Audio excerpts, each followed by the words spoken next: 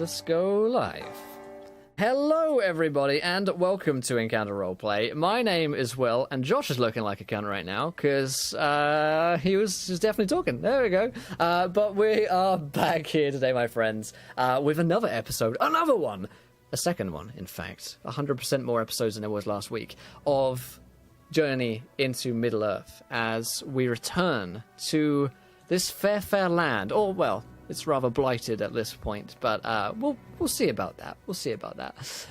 But our fellow band of adventurers here today, let us remind us of who they are and who they are playing today. So let us start, open right there, with Mike from Unmade Gaming. How's it going, Mike? Hey, that's me. Oh my god. I'm doing pretty good. Pretty great. I am playing Arvalon, son of Avalor, who is a Dunedain ranger, or wanderer as this system calls them. Yes. And he is avoiding his heritage and trying to stop the blight single-handedly, and jumped the chance to do so by helping Bard, now King Bard, take back the Dalelands. Indeed. Yes, we are actually missing Revolver today. Who's unfortunately been stiffed by work and isn't able to make it this week. But yeah, I mean, especially when it's stiff. Usually when it's floppy and flaccid is one thing, but when it's easier to take when it's like that. I often find that, actually, yes. Yeah. I was going to segue easy to take into Josh, but he's not here. So no, I'm not talking to you. I'm not talking to you. I come in and immediately you start abusing me. Welcome to D&D. But we do have Kira back tonight. How's it going, Kira? I'm good. Good. Getting a little excited. I might get a cat soon. Woo. Oh, this is real life we're talking about. Real life. I was thinking of Mirror. I was like, I don't remember any part in the plot that was speaking of you getting a cat. I'm so confused. No, I'm excited because I might get a cat in real life. However, I'm still excited to play this too. Good. Fantastic. Tell us a little bit about Mirror, if you could. So, Mirror is a elf from the Mirkwood, and she has been traveling up north in search of help from man to help take back and fight the shadow, though she is actively being hunted by it. And then she hopped across this group, and well, I guess they're about to leave Dale. Fantastic. And we have Greg back, Grimjack21502, reprising his role as Rowley. How's it going?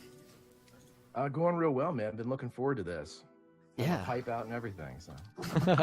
Good man. Tell us a little bit about Rowley. Rowley Rushlight is a 50-year-old man of Bree.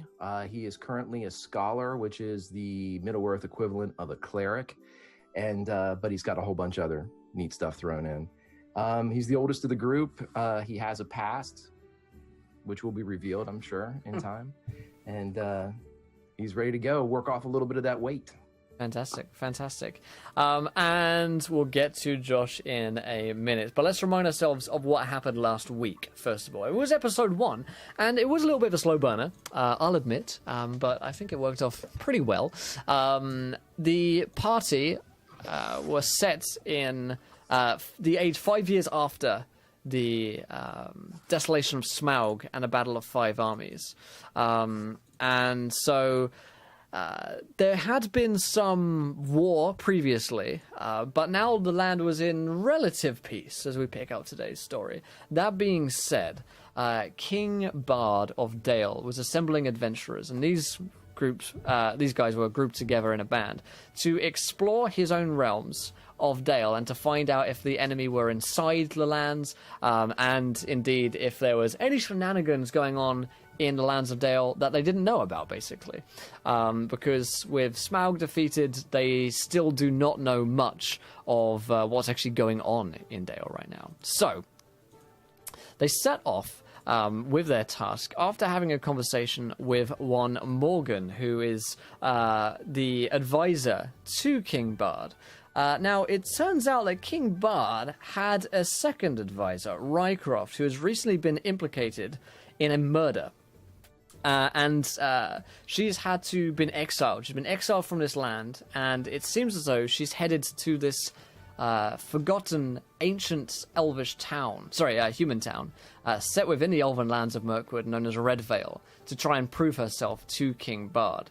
And this is exactly the same area which King Bard wants the party to look into. He wants to know if he has people within the mountains of Mirkwood in Red Vale. It's a bit of a myth, a bit of a legend. So he wants you guys to go there, see if it is real, and if it is real and his people are there, then he wants to populate it, and he wants to rule over that land as is his right as king. He also wants you to see Rycroft while she's there and see if she's still alive, because definitely a part of King Bard doesn't believe that she is the one who committed this murder. And the murder was of a dwarven ambassador who was rather butchered only the other day during the festival which is taking place right now, the Festival of the Five Armies, as there are... it's set 5 years after the battle itself, so it's 5 years to the day. So they set about, with Rowley's help, and the help of a couple of sneaky, less than savoury characters to buy them some information. Oh god, I need to find my notes to remind myself of the beautiful boy. What's his name, Greg? Gerald. Gerald, of course, Gerald, yes.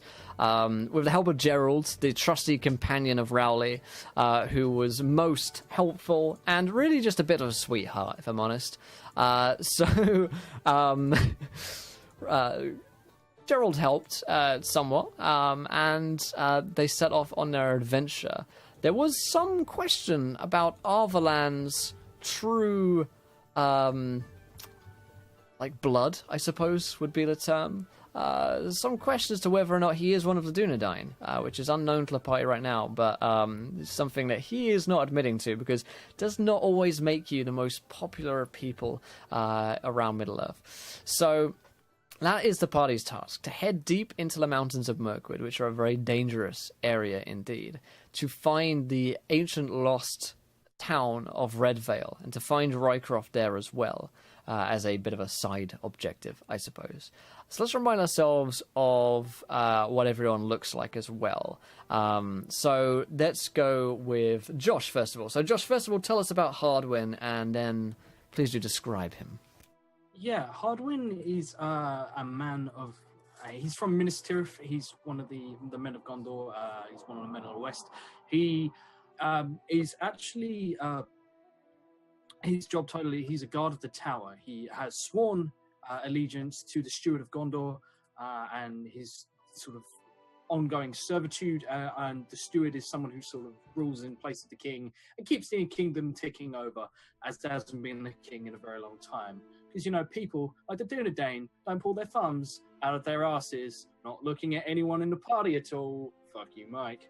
And he's sort of become disillusioned with the way that Gondor is run, and is looking to... he's quite outspoken, and for that he's been sent far away where he can't cause any trouble, directly into a roleplay campaign. So nothing terrible could happen at all. He's quite an elderly looking gentleman, although he's probably the youngest member of the party. He's a mortal man, you know. He ages same as we do. Gruff grey beard, grey hair, very businesslike, a lot of scars, impressive beard, obviously. And he just sort of holds himself as he's always armored. He's always armed with his newly minted. We got some tats on our longsword by a dwarf. He did them dwarven rune things. You know? Yes, you're right. And he's a very cautious man, because he's far from home. He's about to walk from one place where he's not particularly liked to a place he's probably hated. He's looking forward to it, believe it or not. All right. He also has a horse named Jubilee, I seem to recall. No. Leave my horse be. I wasn't attached to it. It was just a horse, and then now it's so much more. So much more. So fantastic. Kira, what does Myril look like?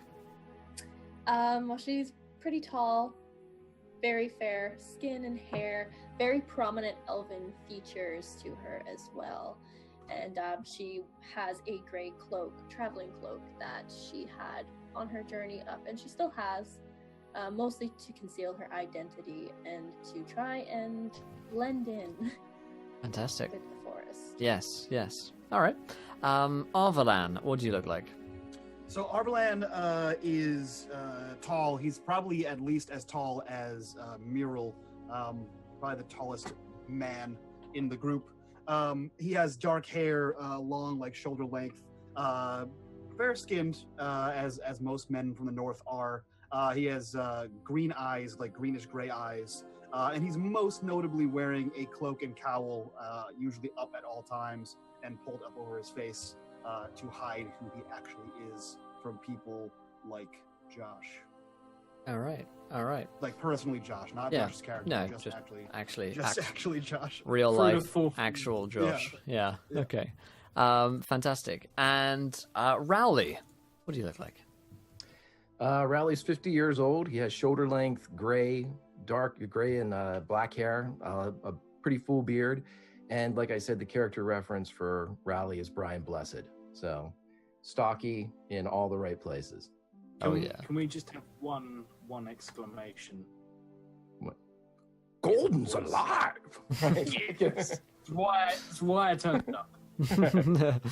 Fantastic. So we are beginning our journey today, and we're going to get into some of the really interesting and fun mechanics that this game has to offer. And it's based on Dungeons and Dragons 5th edition, as I mentioned, but it is called Adventures in Middle-earth, and it's a little bit different from simply D&D5E. Many of the classes, I mean, all the classes have been renamed and readjusted somewhat, and it's a lot of fun, basically. New mechanics, specifically rather, the journey mechanic. Now, within this journey mechanic, and I'll explain some of it now, and some of it as we go, to make sense, everyone is assigned a role.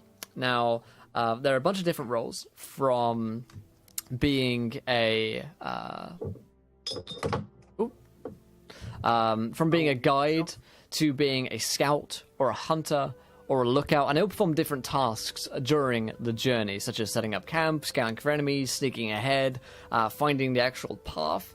So we need to, first of all, assign a role, which we'll get to in a minute. We've already plotted out our route here, and if I take us back to the... I'll rather go to that page on my end. You can see that our route takes us from Dale up through that path there and along to the the mountains of Mirkwood. Like so. Now, having based this on my Lawmaster's map, we are going to be traveling through 1, 2, 3, 4, 5, 6, 7, 8 tiles. Okay, so 8 tiles, which is basically how long the journey is going to be, how this game tracks how long it takes to get somewhere. So first of all, what I want you guys to do is to decide what role you would take. Now, I'll explain them all. So a guide is in charge of all decisions concerning routes, rest, and supplies. Guides rely on wisdom and survival proficiency. Scout, in charge of setting up camp, opening new trails. Scouts rely on stealth and investigation. Hunter, in charge of finding food in the wild. Hunters rely on success with survival checks. And last of all, lookout, in charge of keeping watch. You rely on your abilities in perception. So not to railroad the party here at all, but the Dunedain specifically have a pretty cool feature. Maybe it's Dunedain or maybe it's Wanderer. One of the two of them have a pretty cool feature in that if I am the party's guide, any role we don't have, I can also be that role. Pretty cool. If we're missing any one specific role, I can jump in dual hat. Okay. I'm guessing that this is just guesswork, but I'm guessing a good guide would probably be Arvalan, as he has plotted out the route. Mm-hmm. With wisdom and survival. I personally, I would say I'd go lookout because my stealth is crap, and I'm at disadvantage with stealth, I think. Gotcha. Okay. So we got ourselves a lookout. Who wants to be setting up camp, opening trails, and who wants to be hunting? I could do either or. I'm proficient in almost all of those. Oh shit. We got a big deal in the house. Rowley worse at, I suppose? Rowley's hella good at perception, but I don't think that works into the what's the other thing left? Trailblazing. You got something? Scout and Hunter. Oh boy. Well, I'm less shitty at survival, I guess. Okay, so I'll be Scout then. All right. So we have now assigned our roles. The hardest part of this journey is over. I now need, as the Lawmaster, to determine the peril rating of this journey. And depending on where we're traveling, the peril rating may or may not get harder.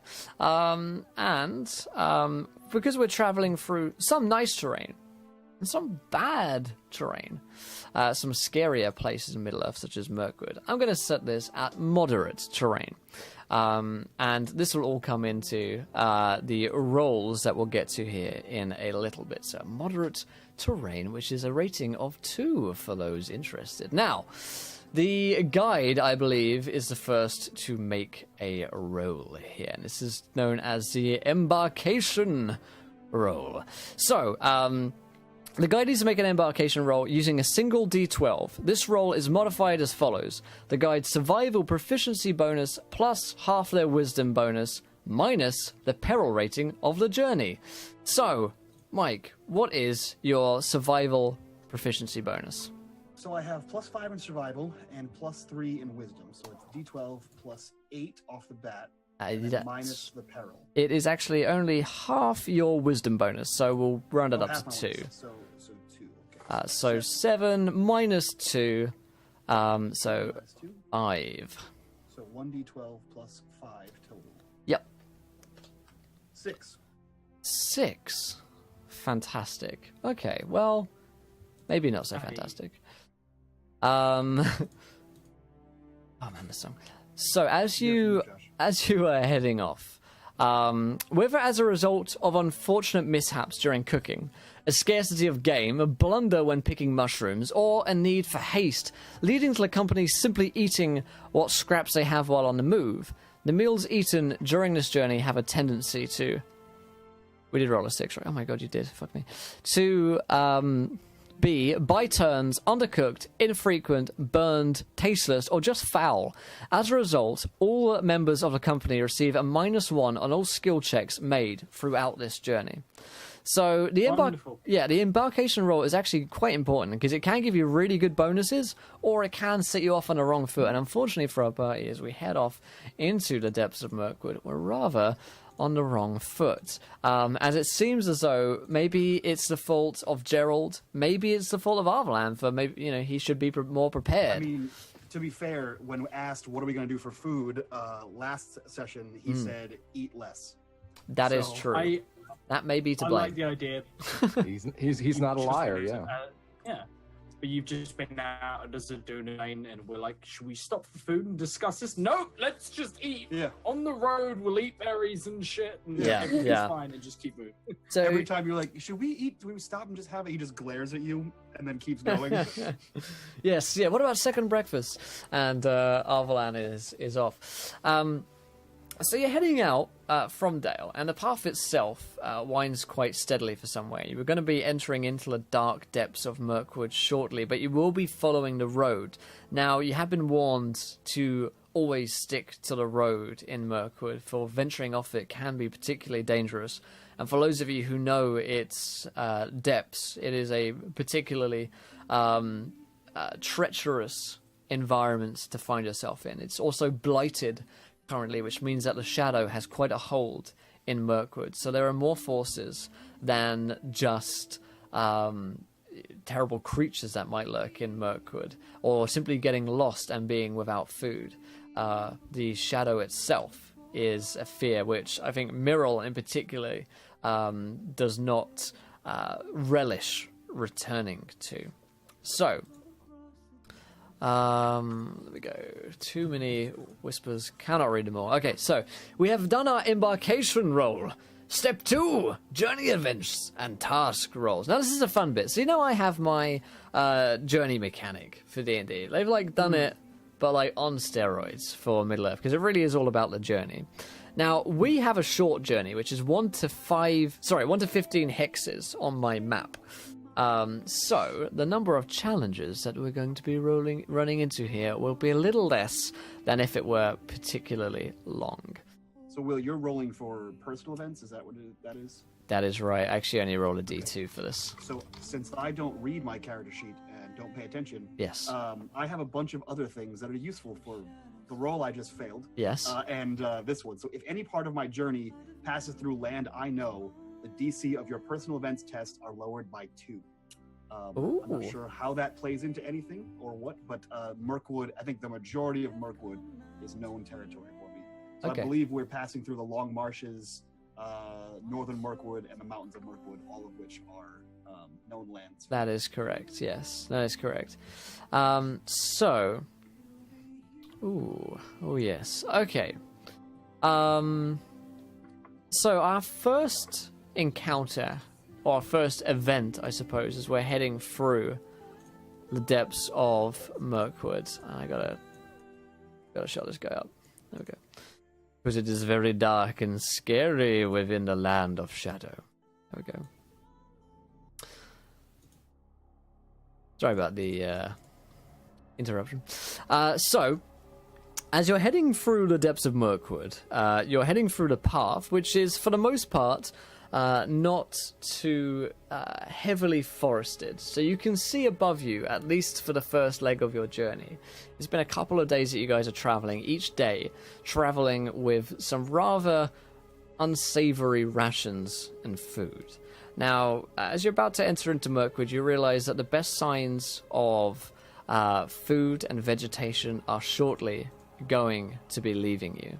And that's not something that you are looking forward to, because scavenging in Mirkwood for any kind of wildlife is not going to be fun for you guys. So I'm actually going to ask our hunter. Remind me who the hunter was.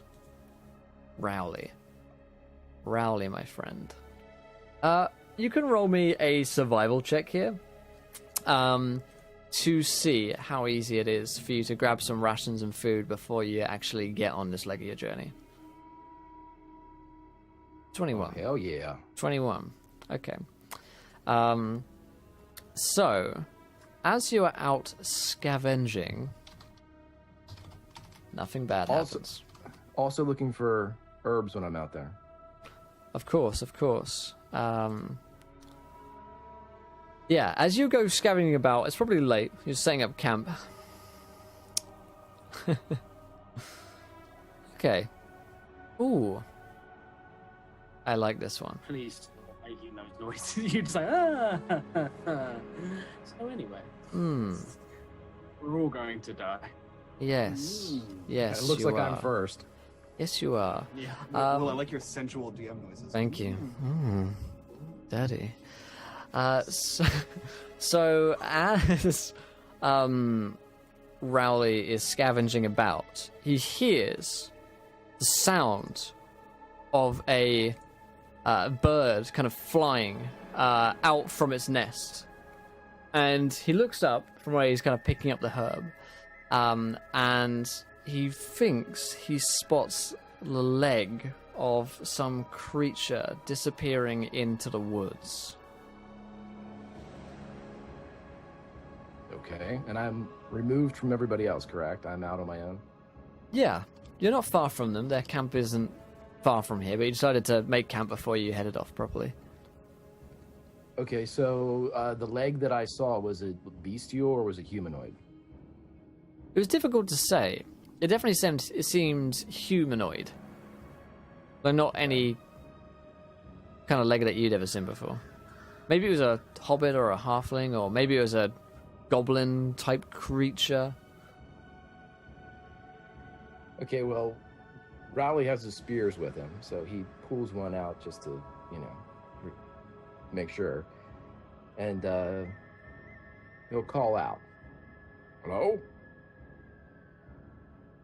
There's no response from the quiet forest out there, and it seems to you as though all of the birds have gone very quiet indeed. Okay. You say it disappeared into the forest, and we're on the outside of the forest now? Correct. Okay. Rally goes to the edge and see if he can see anything. Tracks or... Yeah, there is a dead bird, which is lying on the floor. It looks like its skull has been cracked against the tree. It looks like it's almost been partially eaten. I'm assuming raw, then. Correct, Yeah, not cooked. Yeah. There's campfire or anything. No. All right. Any other signs of life? Like... You can roll me a survival check to see if you can spot any tracks. Sure. Oh, that's a massive 11. You do spot some, although you are not hasty to follow them, for they lead off the trail. Okay. If I can't see anything else, Rowley will return to the group and convey to them what he thinks he witnessed. Okay, do you want to give him a line or something? Sure.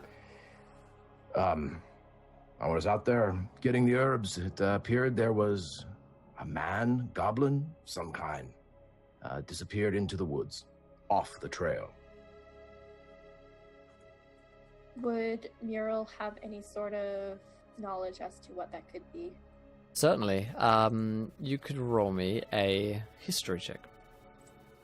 Okay.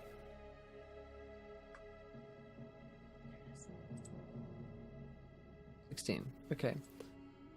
Yeah.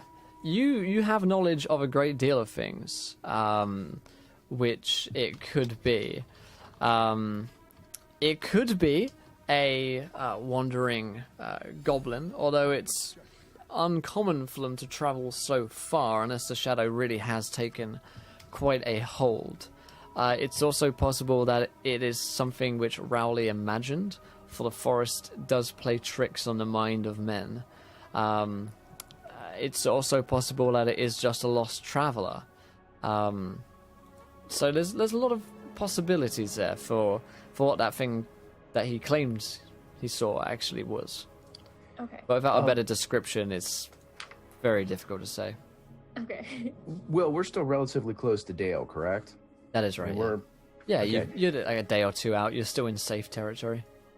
Okay, I have an ability called we used it last time, Out of Memory and Old Tales. Yes. And were there any rumors going around through Dale about perhaps similar occurrences, people seeing something that might, match this description or what I think I saw? Yeah, you can roll me a history check. And thank you to the potted chap, donates £3 to give Nat 20 to Josh, because Josh is a boss. Enjoy, friendo. Thank you, potted chap. Appreciate it.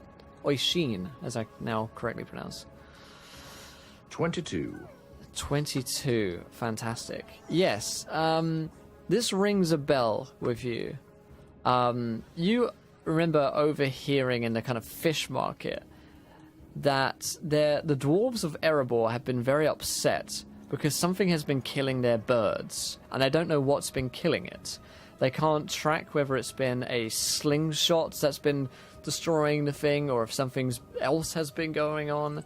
But something has definitely been killing birds in the area, and it seems to be of a menacing nature. And you found a dead bird. Are these sort of like messenger birds?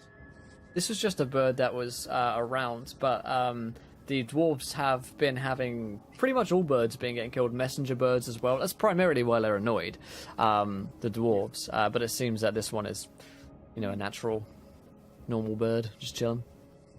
Okay. Muriel's gonna kind of address Rowley and say, "Are you certain that the shadow isn't playing tricks?" No, I'm not, lass. I've been spooked ever since our last encounter in these woods. I think I saw it. Did you tell everyone about the fish market situation? People Yeah. killing birds? Yeah, I conveyed that. Yeah, there's a rumor going around Dale that the dwarves of Erebor are upset that their birds are dying. I just remembered that. Well, it is So- very likely if the shadow has moved further north that goblins would be up here. You said it was a Stab humanoid him. leg, yes? Yes, Hmm. I believe it to be. It disappeared rather quickly. Hardwin, I'm. do me a Yeah. favor. Be on your guard. I will return shortly. And Will, I'm going to attempt to track this thing. Ooh, I like that. Ooh. You can roll me a survival check. Do you want me to Sweet. take you to where I was? Yeah, if that makes more sense. Yeah, Yeah. show me where you saw it, and I'll track from there. Yep. So I get advantage on survival to track things. Kapow! 22. And then Very also, nice. because I'm a kick-ass wanderer, while tracking other creatures, you automatically learn their exact number, their sizes, and how recently they passed through the area. Copy that. So, as you're tracking this thing, you do find the tracks, which Rowley points out to you, but you venture deeper into the canopy of Mirkwood until it's almost complete pitch black. You know that there is one creature traveling alone.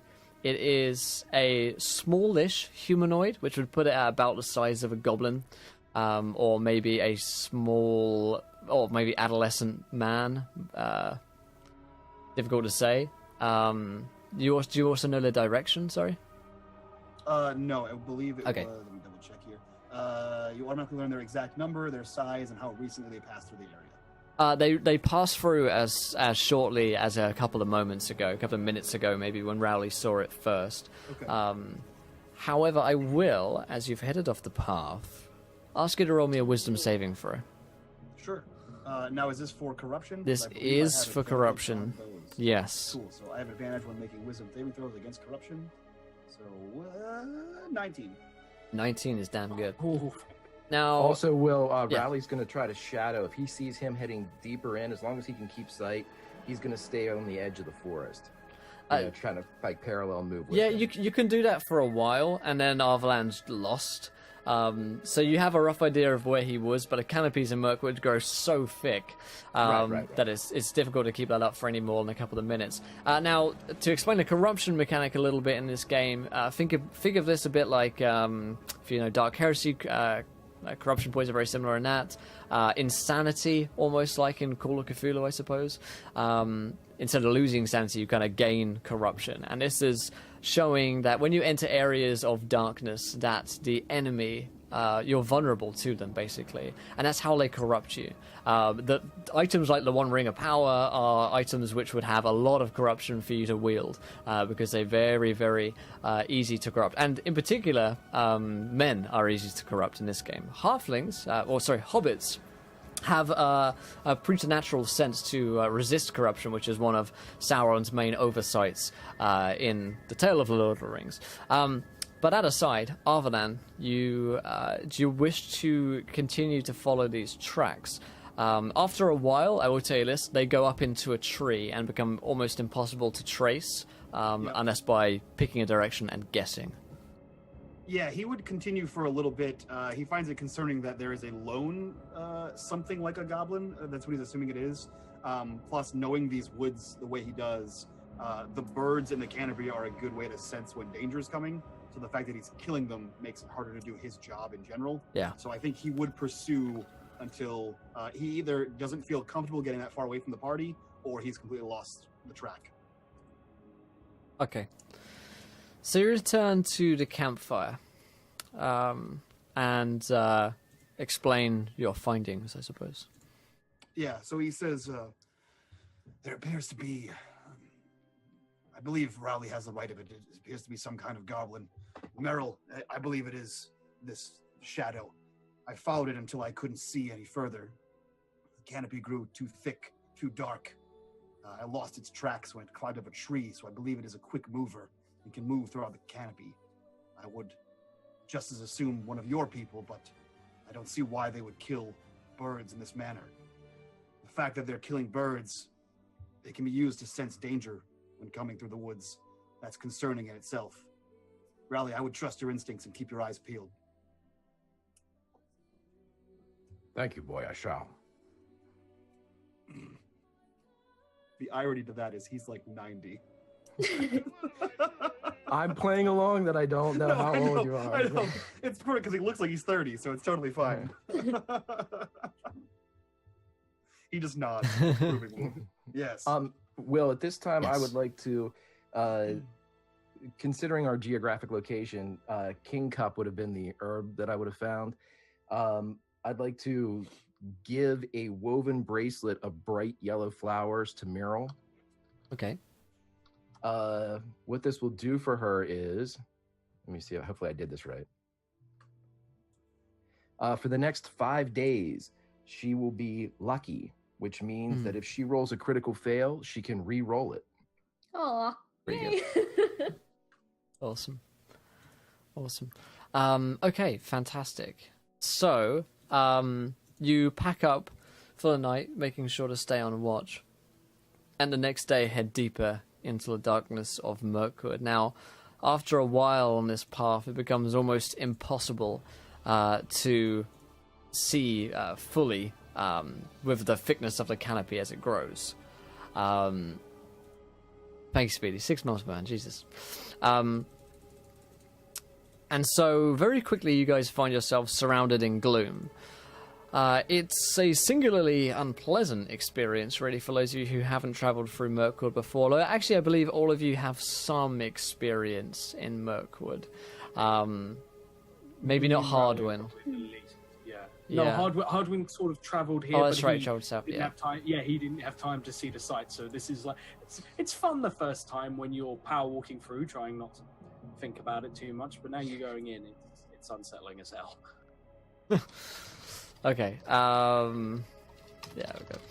Yeah. So there's a palpable discomfort to the air within Mirkwood. And as you're traveling along the main path, you're feeling okay. That being said, we're going to see one of our events that might now happen along the road of Mirkwood. Dun, dun, dun. Dun, dun, dun. I'm kind of new to this table, so forgive me my my noobishness. It's okay. Take your time. I'll get a drink. So, as you're traveling, the scout, and I believe our scout is Myrrel, right? All right. Yes. Myrrel, you spot a fine spot for a camp. As it's drawing in late, you realize that this location has the potential to be a safe and comfortable place for you guys to camp.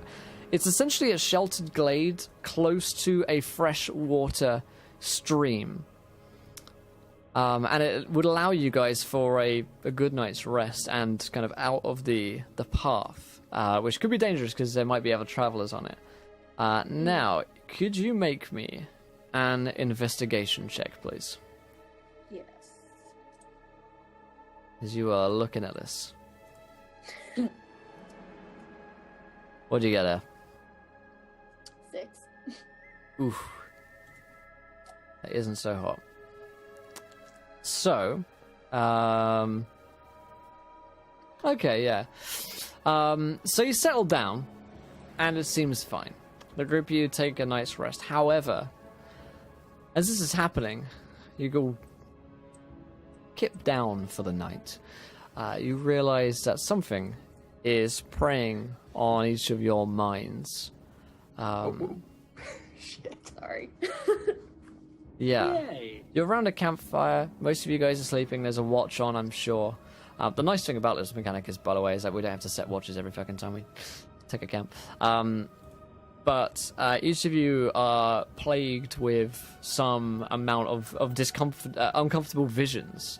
Now, I need to remember one little detail here about each of you for no particular reason. I'm right in saying you have Wandering Madness. That's your potential flaw, right, Arvalan? That's me. Yeah.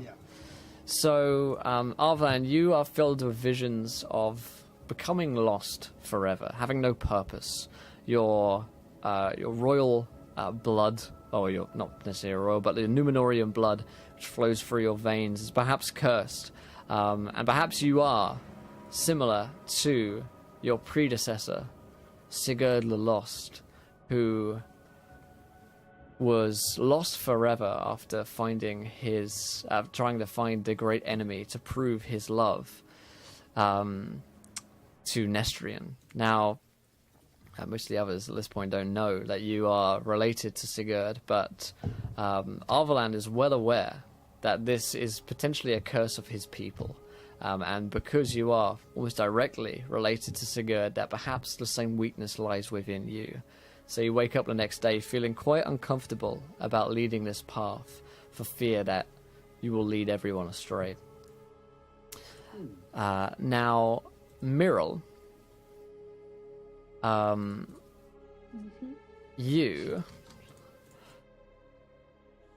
you have visions of guilt where you are racked with that same guilt that you couldn't save other members of your band. Whilst you could save Rowley and help him, there are so many others that you will never be able to save. And so you're racked with that similar kind of lack of confidence as you're heading into Mirkwood, as you realize that maybe you will lead these men astray as well. And if they were to die, then you would hold yourself responsible. And if they were to fall to shadow. And so you realize that you need to be strong and be a kind of a bastion of light within this dark realm. But you're not sure if you can be. Hardwin, you dream of your father. You dream of Herwin and the mistakes that you see him having made, and the mistakes which he ended up realizing that he made, of fealty to a nation, to one man, and you fear that same fervor within King Bard and his people. You're potentially not that trusting of kings or certainly stewards, as you see them leading people astray. One of your visions entails Bard being responsible for the death of his people, and you can't help but wonder if the desolation of Smaug wasn't somehow his fault. And so you wake up with lack of confidence in leadership, and indeed your own leadership, for if men are truly so flawed, then how can any of you hope to succeed against the darkness? Rowley. Yay. It's a standard dream, I'm sure. I get them all the time. Rowley, you have dreams of Dale burning. You have dreams of your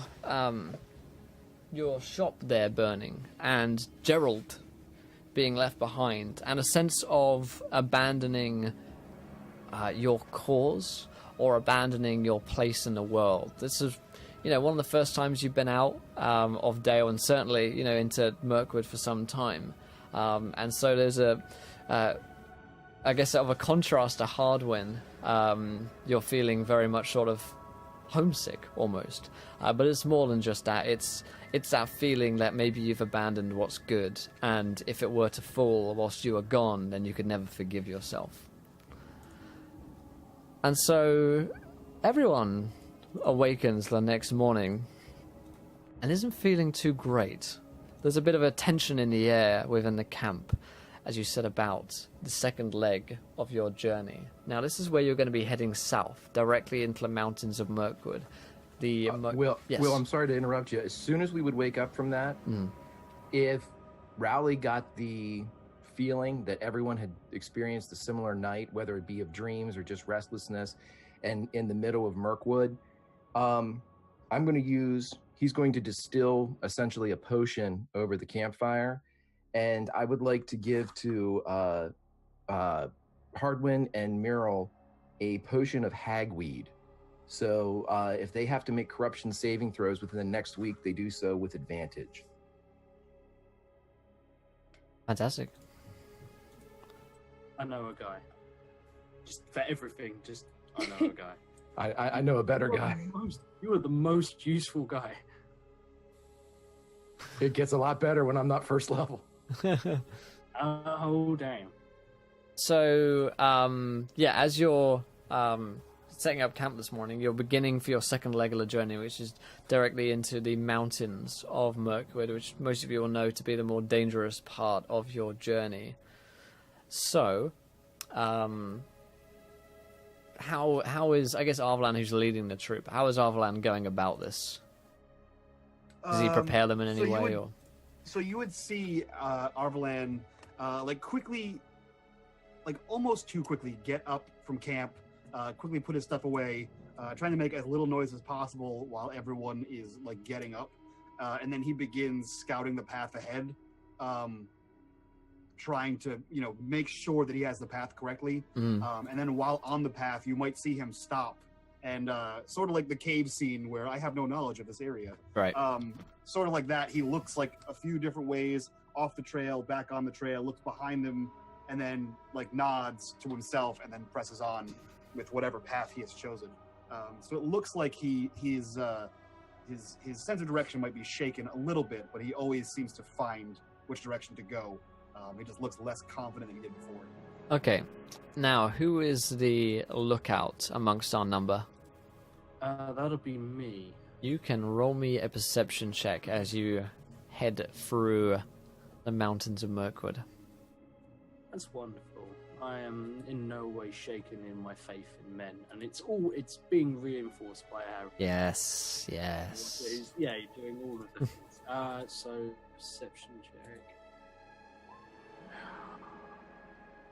That'll be an 11. An 11, really? Well,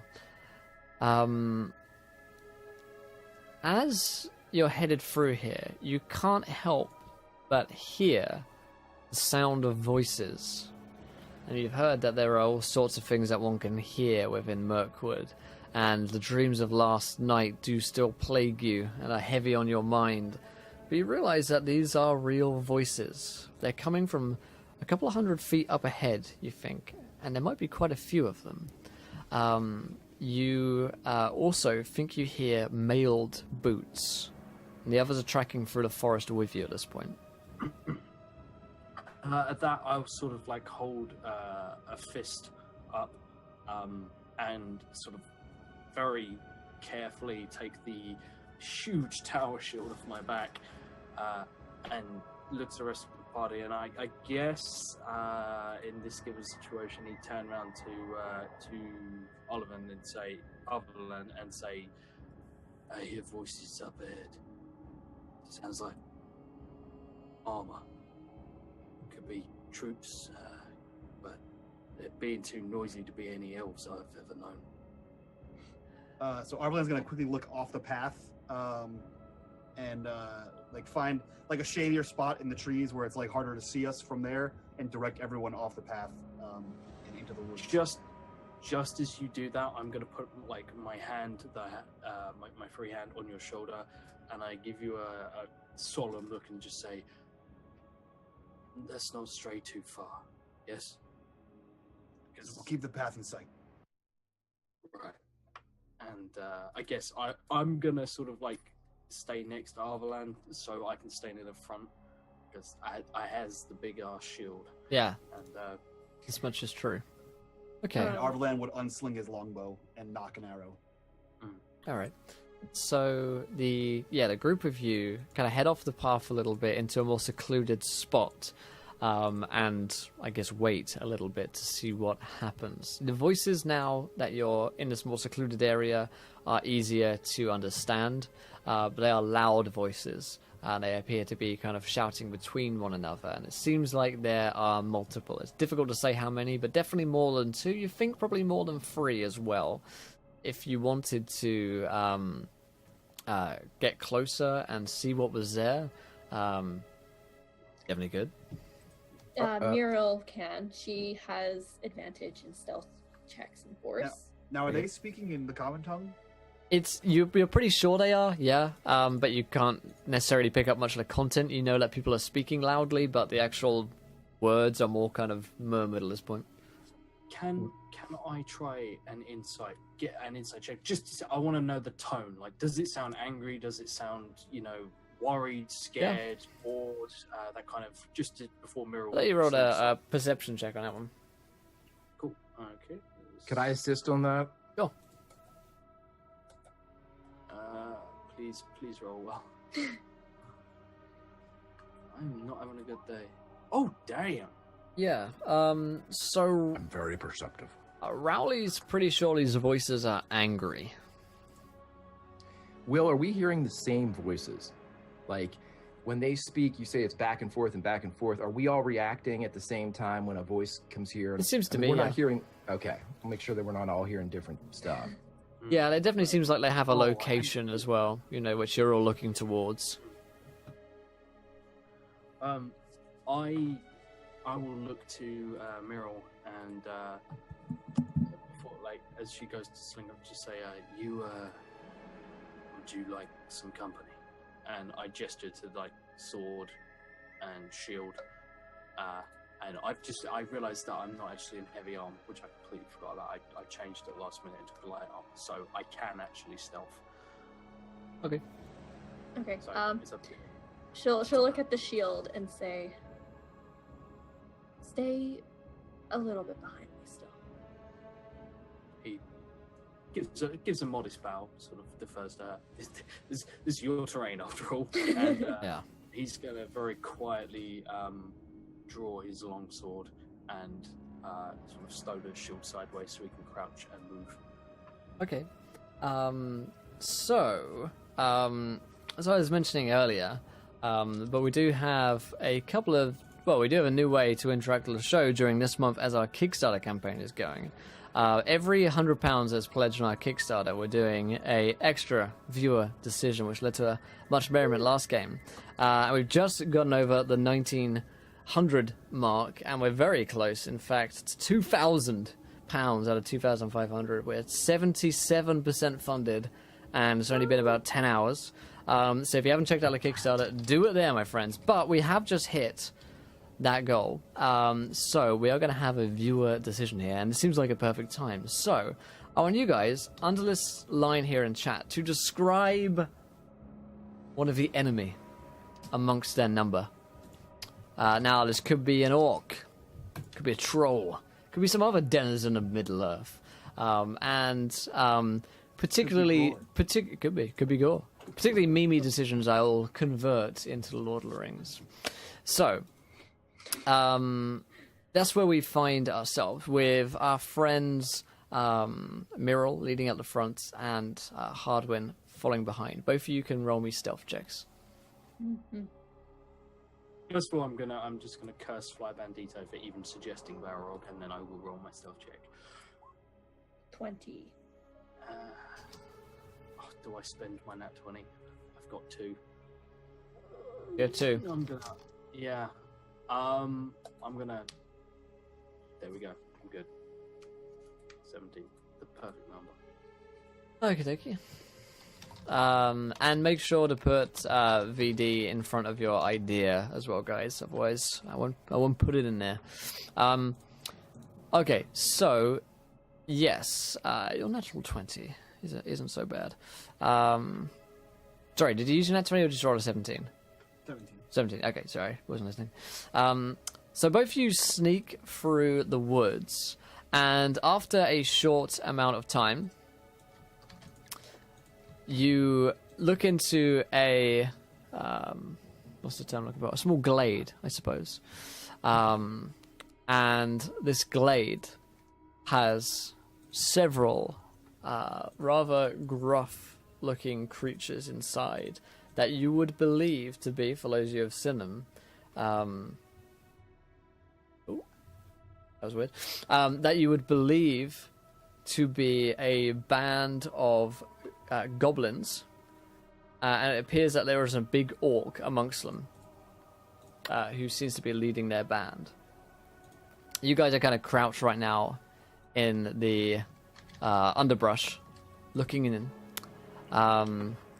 What are you guys doing as you see this? And sorry, there are 4 goblins and this one guy who's an orc. Sorry, Okay, I'm trying to straw ball. Yeah, that's cool. Immediately, sort of like Hardwin turns to Miral, and there's no way of masking the sheer venomous hatred of these creatures. I mean, I lost a lot of friends to these fuckers. Especially the orc. So he's sort of like staring at it and gets the sort of cruel grin, but he doesn't comment. He just sort of like points them out and what it defers to you, because I mean, I have no idea what I'm doing in your territory. Like, Hardwin, genuinely in his mind, he's like, I'm going to step on a twig and I'm going to break some ancient ritual and I'm going to cause a war or something. Like, he's going to follow your lead. Okay. Does it look like they have like a camp there, or are they moving? Yeah, it looks like they have a temporary camp set up here, but they've just broken camp. And it would appear as though they're having an argument about which direction they should head in. The big orc is saying, "Nugraga don't know what he's talking about. He may have a camp up north, but doesn't mean we have to go there."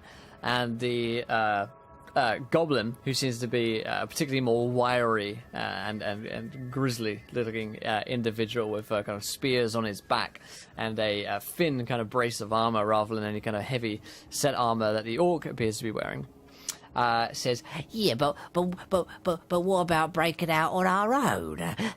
Plenty of you wees walk in the streets, walk in the woods, walk in the path, plenty of good meat." And the orc says, "Well, yeah, I guess we could do that. But then again, Nugraga has called us all in for a reason, I suppose. Must be something big going on." And the orc says, "Sounds like you're convincing yourself to go with Nugraga. I don't think that's such a good idea." And the orc, seemingly having had this conversation in his own mind, that he now actually wishes to join with whoever this Nugraga character is, now that the goblin has agreed with him. Seems like whatever the goblin agrees with, this guy doesn't like. And so he says, yeah, it should be Nugraga we go see. Join up with his band, and the others there. He's got contacts, They don't call him the Dark Emissary for nothing." And the goblin kind of makes goblin noises for a moment. Interesting, of course, to note, as one does, that it is unusual to see a goblin this deep into Mirkwood, let alone an orc. But such things do occur. They can come down from the mountains, it seems like this one may have done, or this band may have done. And he says, fine, but I get first pick on the next kill." And the orc kind of laughs, "Yeah, good luck with that." And they're beginning to head off. Okay. Hardwin hears that, turns to Muriel and just smiles. Like, he's just like, very much wants to be on the menu. I volunteer as tribute. Muriel's just gonna kind of put her hand up and say, "Let them pass." They haven't spotted you. So you're letting them... Sorry. They're going north, right? They do appear to be headed north, yeah. Yeah, so they're going to be going in the opposite direction.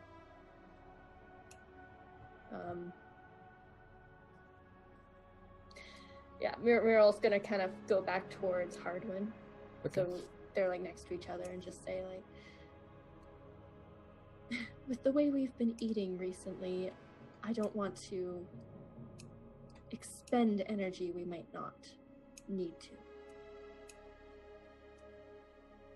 He sort of looks genuinely surprised and sighs and just says, "I just thought you'd be itching to get your own back on these filth that have...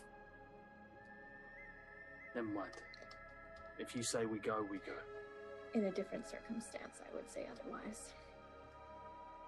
Yeah. And she's gonna head back to the group. Okay. Under his breath, he will just mutter, "Well, if that fucking ranger could find us some decent food."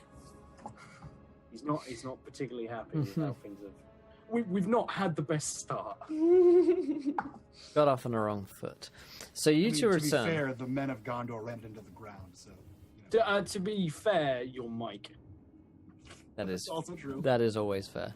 The two of them return to Rowley and Arvalan, having let the band of orcs pass, headed northwards. They're heading north. They Orc and a couple of goblins. Didn't see how many others there were, but I'm guessing they might have friends out there somewhere. Anyway, they mentioned a name. It was Nugraga something. Called him a dark emissary. Apparently he's got a bit of a following somewhere to the north. A large camp, wager. Sounds like goblins or orcs or whatever this guy is. He's gathering forces out there in the woods. Will, does the title Dark Emissary mean anything to me? It does not. Okay. Did I get that right, Nugraga? Yes, That's what I will spell that for you. Even though you'd have no way of knowing how to spell it, but that's games Does for you. Dark Emissary mean anything to me? I might mean something to your mother. No. Ew. No, it doesn't. Whoever this is, or whatever force this is, it is unknown to the group. Okay, Potentially a new threat, sure. or an old one. So, named. Okay, cool. So he looks to Muriel and kind of like quizzically, and he says, "You came from the south, yes? Yes. You haven't spent much time this far north." No. Hmm. I passed through 5 years ago when we aided Lake Town, but haven't stayed here for very long. We have a task we're set to, but you should know that your people have a large settlement in the north. I am aware. You Interesting. mentioned it the other day. Well, if there's a goblin or orcish warband or whatever this dark emissary is, one would hope that your people would take care of it, but I was about to say, I feel it's something we should investigate after this. Hardwin sort of looks towards Arvel, obviously, not entirely friendly, but he says, "You know these lands. I'm presuming you've traveled further out. The mountain ranges of the Grey Mountain. I've been there. Look, I was sent here. I was sent to Dale as an emissary on behalf of someone greater than I." And he, there's a slight hesitation as he almost chokes out the word greater. And says, "If he's an emissary, is there anything we should be more concerned about? I mean, an orc warband is something, but do they have any strongholds to the north, anywhere in the mountain ranges? Do you know of anything like this?" Yes, all over the mountain ranges, but this far south, no. So what is this? Recruitment? Or recon? Or are they trying to push towards Dale? Will, do I know what other things besides giant evil spiders lurk in the Mirkwood? You know that bands of orcs and goblins have been known to come down from the mountains. Perhaps now that the elves of Muriel's band and the wardens are no longer in residence, they have become more bold. Yes, who would explain that? He says, whatever darkness creeps up from the southern Mirkwood, I believe is weakening the elves' stronghold. And as the elves grow weaker, their wardens diminish, and he side-eyes Merrill. He says, and it makes the entire wood easier and easier for the goblins and orcs to take. It does make sense. Like rolling downhill, it just gains speed over time. Mm-hmm. Then, are we likely to run into many more of these? And just real quick, remind me, because it's on the map, I've got us travelling by boat. I presume that's not the... Which road are we taking? Are we going down Old Forest Road? We go down Like Old Forest Road, yeah. and then get a boat, and then head down there. We could stop off at the Elf King's halls and get a boat. Would probably be the easiest way to get a boat. Or we could find one somewhere and steal it. Or swim. I don't know. Yeah, there wouldn't be just a Yeah. boat waiting for you. You'd definitely have to charter passage with either Yeah. elves at a river or seek an audience with the Elf King in order to get a boat. So Hardwin sort of says, sort of brings this up, says, what are your plans of getting us a boat to row up river? Well, we have two options. We could avoid the entire boat plan, or we could go see the Elf King in his halls. I would suggest the latter. We have Mural, and I've spoken with him on occasion myself. I don't think an audience would be that hard to gain. Hardwin looks genuinely chuffed. Like Hardwin studied Mirkwood, but everything he knows is very much like he'd know the ancient sort of tales and like legends surrounding it, but he doesn't really understand the political landscape of the place. Like everything he knows is straight out of the history book. So he looks pretty sort of dreamy-eyed about meeting someone who's lived so long. But he says, I wonder if he might wish to know about this dark emissary, or might even be able to tell us more. I doubt that much escapes his gaze, but at the same time, being the person who assumed and therefore didn't warn Mural's people, that's not something I wish to carry. It would be a good exchange of information for the favor of a boat. Rowley shakes his head as well. He says, it would be a good bit of diplomacy. We are traveling through their lands after all. However much of it's left. Sort of awkwardly looks at Meryl like, this is something we're going to have to address, and I'd rather do it with their blessing than be seen as interlopers. Yes. Delivering news we can do, but the rest of this is beyond us. Agreed. Red Veil's our real objective. I say we head to treat with this king. If you can get an audience, forgive me, but I very much doubt I'll be permitted. But if you could find your way inside, then maybe some goodwill would speed us along our journey. That could work. Yes, I will. And he kind of like looks around because he knows that the Elf King halls are off of the elf path. Yes. Tries to get his direction, and then he's gonna head in that direction. Okay. I will let you roll me a survival check here. Sure. 24. 24 ain't bad. So, yes, Arvalan knows the route quite well, having traveled this way in days of yore, and also having met with Frandwyl, the Elven King, in times past as well, with Meryl. So the two of you managed to find a route to the Elven King's halls. Very swiftly, you're aware that you're in Elven territory as the glades grow a little greener and less dark and gloomy. And you feel the force of shadow lightening somewhat from the land around you, and your dreams are no longer plagued with dark visions. However, it's not long before a band of elves find you, and Myrrell is going to be pretty aware that this is what's going to happen. You're walking in, and the best that you can do is kind of have your hands up when they surprise you. So you pretty much walk around with your hands up, waiting for a band to spot you as you're basically traipsing through their forest very, very loudly, as Gimli once found out.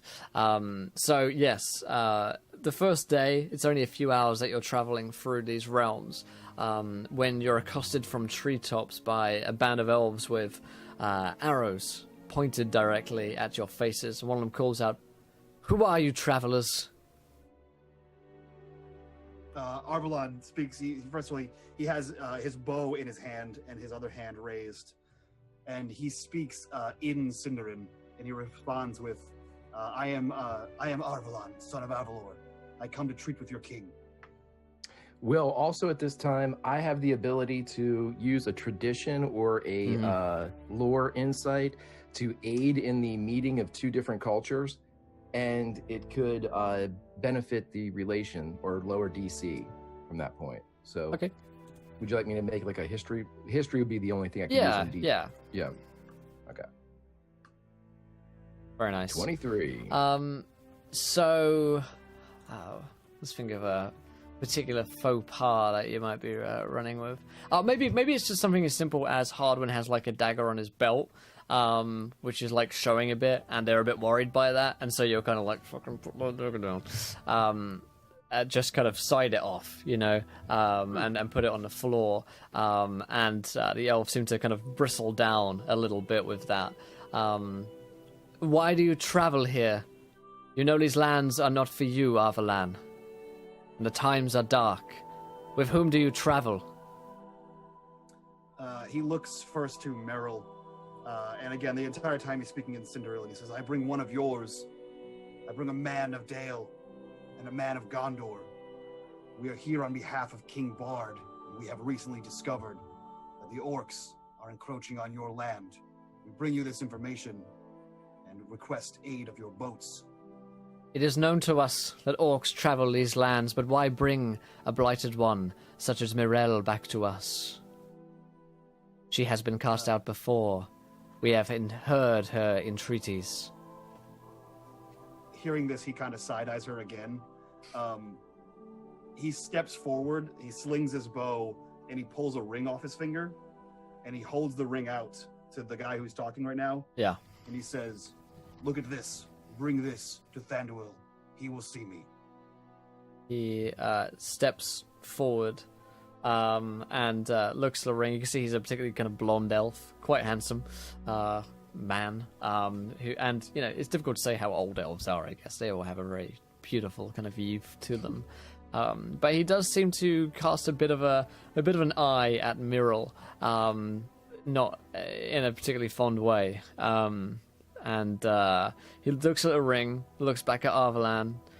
Fine, but I would know of your other companions first. He looks back, and in the common tongue, he says, introduce yourselves to Rowley and Hardwin. Rowley steps forward, and in Elvish, he says, well met. My name is Rowley Rushlight. I'm an herbalist, a medicine. If you have any that are ill among you, I may help, and I gladly offer my services. There is none. There are no better healers in the land than the elves. I would agree, but these are not common times. Perhaps you've seen something that I have, and vice versa. I doubt our healers will share anything with your kind. But you do not seem to be one that will draw much harm our way. What is your true intention for traveling here? Passage. He kind of narrows his eyes, looks at Hardwin with more distaste, and probably a healthy amount of disdain. For a brief glimpse of a moment, I thought Mirrell had drawn enough attention away that I might get through this sort of unscathed. And B, I also thought, I was like, you draw a ring. And I was expecting the weapon of the enemy, and I was just going to slap Mike. But no, he looked very sheepish. Yeah, Mike's put in his backstory like he has the one ring. Like, Mike is that guy. What can you do? What can you do? I'm actually Sauron the Deceiver the entire time, guys. Oh, no, that's a Josh thing to do. Isildur's Bane. Kill him, Lindor. Forge these rings for me. Hardwin sort of gives a modest bow and in Elvish, because we actually all speak Elvish, which is nice. All speak Cinderella? Yeah, I know. I don't know. We're all fucking Cinderella, all right? Yeah. Weird, yeah. And I studied Mirkwood. So, he replies in Cinderella that my name is Hardwin, son of Herwin. We seek passage to a place that we believe is endangered. What place is this, Hardwin, son of Herwin? It goes by many names. The one we have for it is Red Dale. So you seek a legend, a myth. And he looks at Arvalan. No good can come of this Arvalan, son of Arvalor. No good comes in standing idly by either. My apologies. I would not wish to second guess you when you've been such gracious hosts, but we seek someone else who set out before us. Someone with ill intent. They bring with them equipment to unearth something. A band of Something orcs? we believe might be. No. We encountered a small band, but someone was cast out from the city of Dale. Wrongfully, we believe. This, like, his demeanor changes to very cold. Like, it's not like he gets angry, it's just like he goes really expressionless. It's like, oh, fuck. Yeah, like Hardwin's like stumbling over all of this, like really not making eye contact. He's just word vomiting the truth. Well, this is Just well, doesn't this is, stop this is saying the the thing. truth. Like, Hardwin genuinely has a lot of respect for, but Hardwin, he tells it as it is. If you wanted a liar, Would you my get the earlier wrong person. traditions roll help with this? I think at this point it's not so much like a tradition, so much as Hardwin just failing to interact with the elf particularly well. It's just like a confidence thing, I think, really. He's just stumbling over his words on it. These are the guys from Legends, and it's like a small part of his mind has just clicked that he probably read history books, and this guy was probably in some of those books. Yeah, he's just and they fangirling. were written several hundred years ago, and like these guys just, I mean, they're elves at the end of the day. Yeah. And he's not really. And then I came to Dale, and then I met the Dalish king, and then now I'm here, and then we got lost in the woods. And I I'm saw best a goblin, friends and then... with him. Yeah. And we have a dwarf somewhere with us, but we've lost him, and he's loose in your lands. So you're kind of, Did we forget? you're like stumbling over your words and telling him all this stuff. So it is men of Dale who seek to destroy our elven kingdom once again. No. The word You of used King Bard is not good, it would seem. You just feel the heat of Arvalon's glare coming out the side of your face. Hardwin sort of holds up his hands and just says, "Forgive me. I have long since studied this place, your culture, but everything I know of it is from books that are ancient to us and a mere few eye blinks for you. We come to stop, to undo damage that has already been done. We don't wish to seek whatever secrets there may be hidden there, whatever pertains to this legend. We simply wish to find out if any of our kin still survive in the shadow, and we also hope to see that they don't do anything to worsen relations with your kind and antagonize anything that might be at Red Vale." Very well. On the word of Arvalan, I take it as good. But Mirel, he looks at Mirel, you should know that you will not find yourself welcome here once again. Much has changed, and if you come seeking more aid, you should know that it will not be granted to you by friend Will. Rowley kind of instinctively moves a little bit between them. Arden's just thinking, like, what do you do to piss off someone that powerful? Yeah. She's fucking biting her tongue so hard.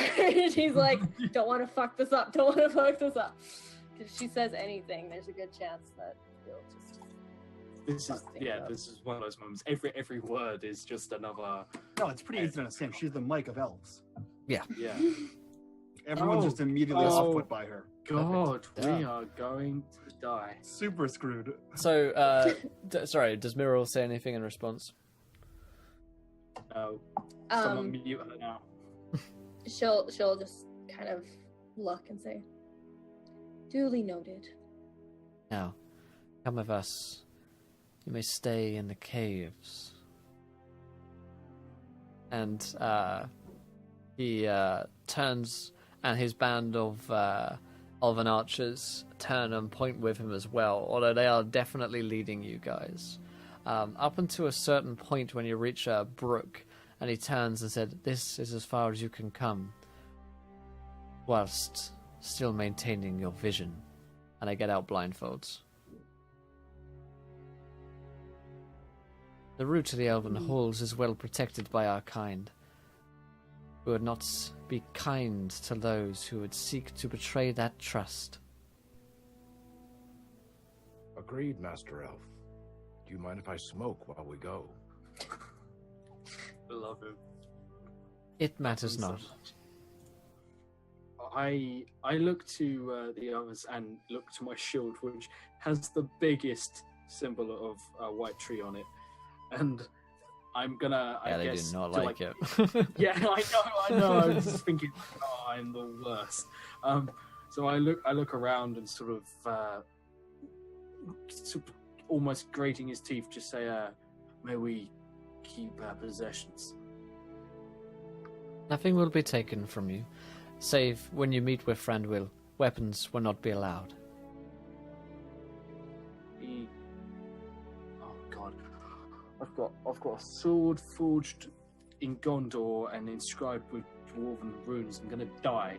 So he looks to sort of like everyone at them, and he submits. You know, he swings his shield on his back so they can't stab him in the back like the elves they are, and yeah, he will. He just sort of go along with it. I guess probably being pushed around quite roughly, and do as little as he can, or Yeah. as little as possible. Yeah, Antagonize. they aren't careful with you, but they're not rough, I think. You know, they're not...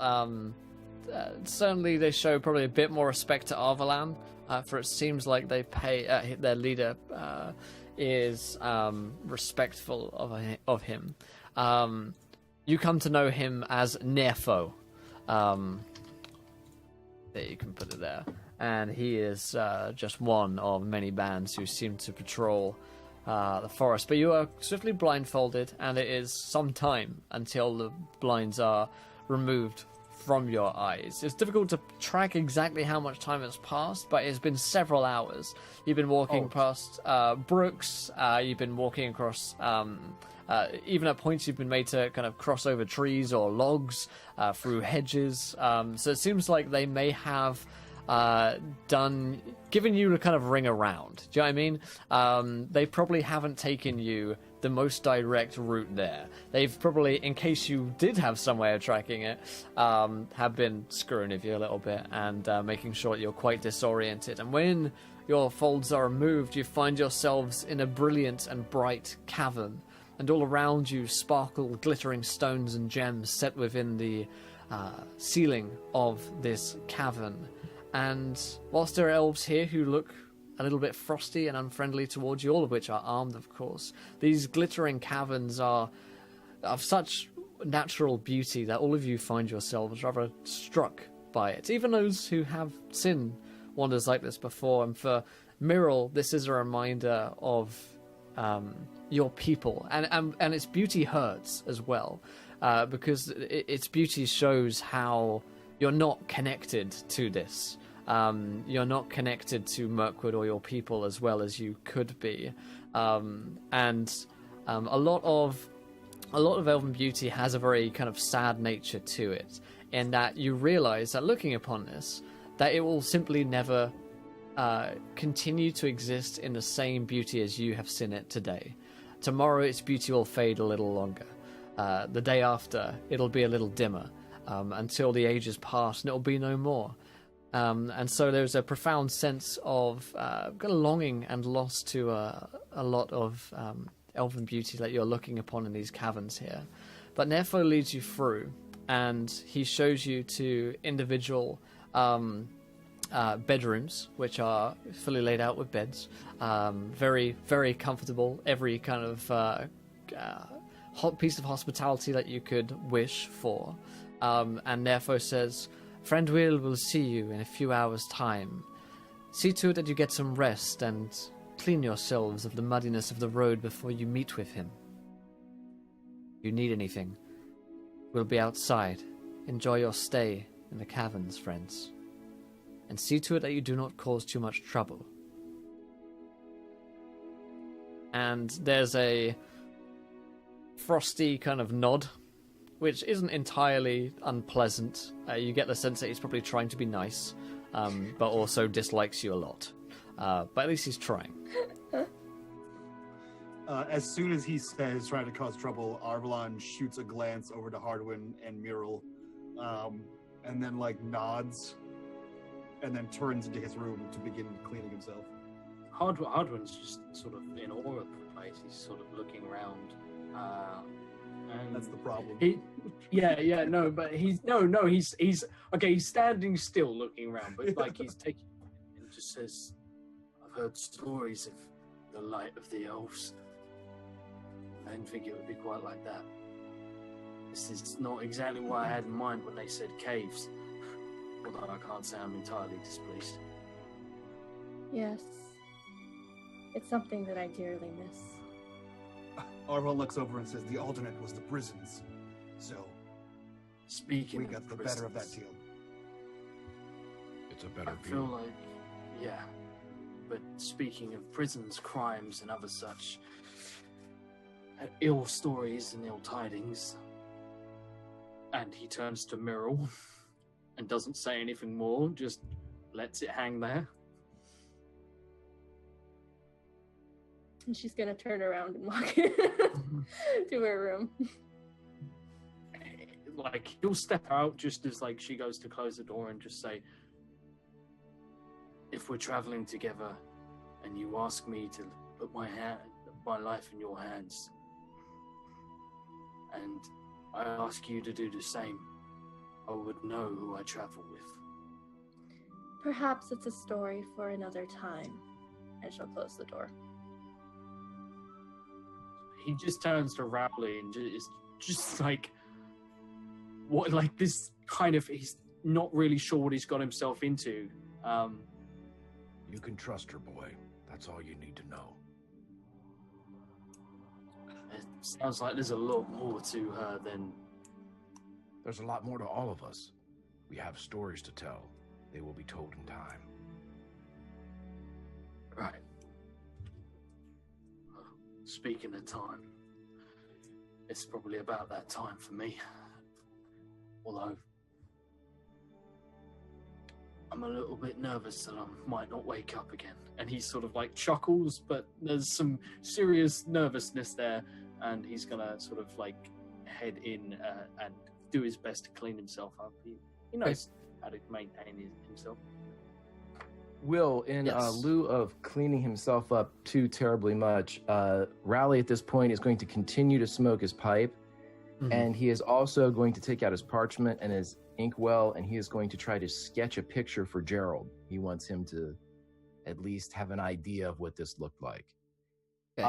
Also, because I'm spending at least an hour smoking my pipe, contemplating how to persuade the king to give us the boats, I will have advantage on a persuasion check should we need one. Nice, very nice. What does Muriel get up to? I guess she'll get cleaned up and do a bit of elvish meditation. Oh, interestingly, actually, I should note that they have left out elven formal attire for you, as if they expect you to wear it. This is only for Muriel. Okay. As if it is expected of you as one of their people, whilst you're to meet with Frandwheel, whereas you are wearing your kind of, your warden's garb at the moment. So it's up to you whether or not you want to wear it. I will hesitantly put it on. Okay. And Arvelan. Arvelan does his best to clean up. he removes his cloak and cowl and hangs it on a peg in the room, unsheaths his sword, unsheaths his shield that he keeps slung underneath the cloak, and hangs his bow as well. And he does his best to clean up his leather armor before proceeding in. Fantastic. Okay. So, you guys kind of exit out from your rooms at the appointed hour, and some of you have cleaned up somewhat and are looking a bit better for yourselves. Some of you look in the same disarray as we would usually see you in, of course.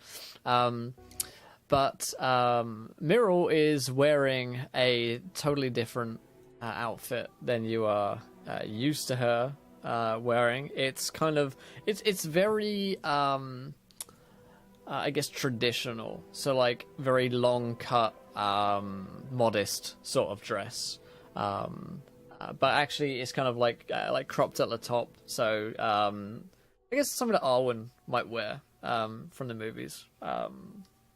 So yeah, Myrrel's wearing this like totally dazzling white garb right now, and you've been used to her basically wearing the same clothes as you guys.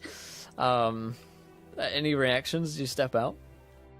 Rowley walks up and he says, "You look absolutely hideous, my dear." Gives her a bow. Arvelon kind of smirks and says, "I think you got my room."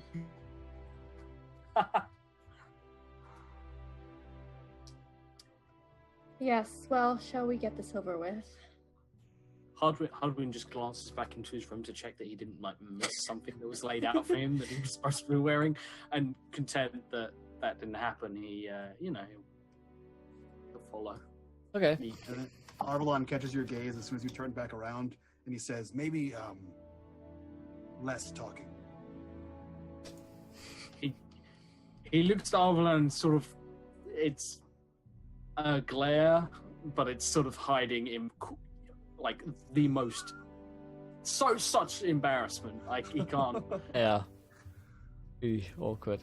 Okay. So you guys are headed to meet with Franduil. Before that happens, I remind you guys we are about 40 quid away from £2,000 on our Kickstarter, which launched like 10 hours ago, earlier today. We had none, but now we have some, and our ultimate goal is 2,500. So if we can hit 2k, that would put us at about 80% of the project funded in only a couple of hours. And if you get 24-hour funding on Kickstarter in one day, it looks really fucking good for you. You get a special little badge for it as well.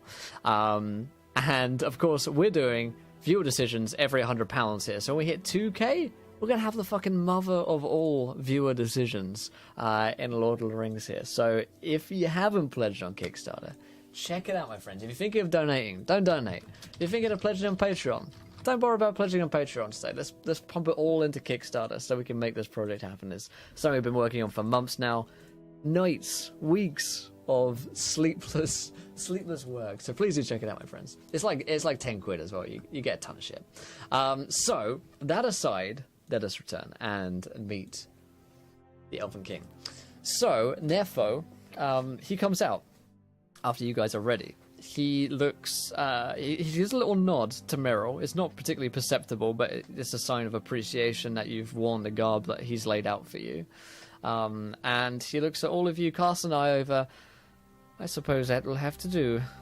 And he leads you off higher up through the caverns, past these jeweled, glittering stones set into the walls, and through a more courted area, by which I mean there are much more guards around. There's a much less natural beauty, and it's more carved beauty.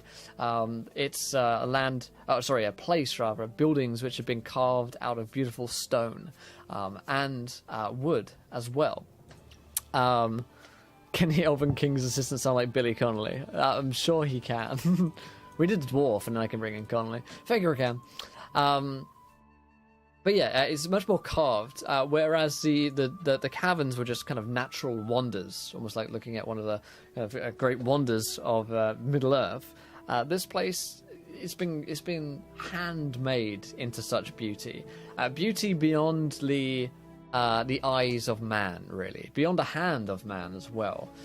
So Hardwin is very familiar with those structures of Gondor, which are robust, solid. They have a certain beauty to them, but they're first of all practical.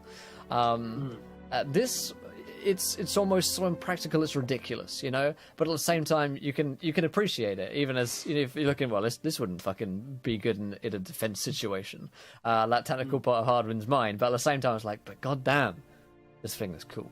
And for Myrrel, this once again, you know, resonates home above all else to her. This is you're around the work of your people, and for elves, there's nothing kind of more like being the feeling of homesick when you're away from that, when you're away from that kind of communion almost. For Arvadan, he's been here before, but every time it still takes your breath away, and you know, is another reminder of the flawed nature of man to you. But you do have some elven lineage. But as we see you guys arrive, the big double doors are swung open for you, and you are let into the courtroom of Franduil. He is standing there currently, despite him having a seat. He's wearing his circlet around his head. He's wearing robes which are so kind of delicately handmade that you think they could fall away just by breathing on them, but are very jeweled. And he is, despite being quite a force of nature, and his stare and glare is very powerful, he is undoubtedly and unarguably quite a beautiful figure to look at. Not necessarily in that way of beauty like we might see it these days, as, oh wow, he's really beautiful, she's really beautiful. It's not like you're particularly attracted to him. It's simply that he has a charisma and kind of power to him, and you know, he's just so well carved. It's as if a god had made someone like this. So he stands before you as you enter into his court, and turns around as you enter. He says, "Thank you, Nerfo." And Nerfo does a little bow, very respectfully, and gives you guys the nod to do so as well, as he's turning to leave.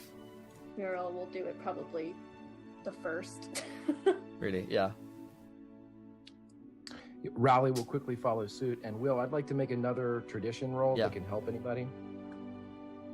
Go ahead. I would also like to, because this is something I've actually studied. 21. Yeah. So like they've got like that's very good. Yeah, they've got like a special bow for like elves, you know, whereas you've got like a manly kind of bow. Oh, okay, here's how you can help them. Rowley, you know the correct type of bow. Hardwin is doing the kind of, I don't know why it's always Hardwin I'm picking on. I guess because he's the new one around the Elven Kingdoms. He starts going into one and I stop him. Yeah, he's kind of doing the classic sort of stage bow, which everyone kind of does. He throws his hands out wide. Yes.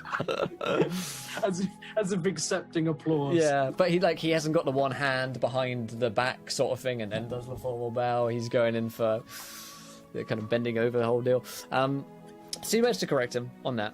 And Franduil looks at you all, and you feel that power within him. There's certainly a great magic to this figure. And he says, "It is not lightly that my time is given to those who would travel through my kingdoms, and yet Nerfo made it clear to me that I should make an exception. For that you have him to thank. Now, tell me, you bring word of orcs. That is nothing new to us. You bring word of men of Dale entering into our lands. That is news to us. Tell me more of these humans who would desecrate the Red Veil." So Arvalon actually gets on one knee and rests his arm on his propped up knee. And he looks to him and he says, "Elven King, you've known me for longer than I've known you. My grandfather sat on the White Council. knew him as well, and you know exactly why I am here. King Bard has sent us to find Red Veil, myth or otherwise. Appears as though, and he looks at Hardwin, another party has left before us. It may also be en route to Red Veil. We didn't come to you with this information. We came to you with information that a roving band of orcs and goblins spoke of a camp in the Northlands here, led by what they refer to as a dark emissary. I've never heard of this dark emissary. He's turned his back on you currently, but he's letting you talk. Yeah. He says, I've never heard of this dark emissary, nor the name Nugrog, but I have now, and I figured it would best be brought to you, so your people are not caught unawares of this encroaching darkness in the Northlands. He turns again. This is valuable. Thank you, Arvalan. But why one of my kin walk amongst you? He's glaring at Myrrell. You've had frosty exchanges with... Well, he's more openly hostile than frosty towards you, really. Okay. There's that kind of elven bitchiness, you know?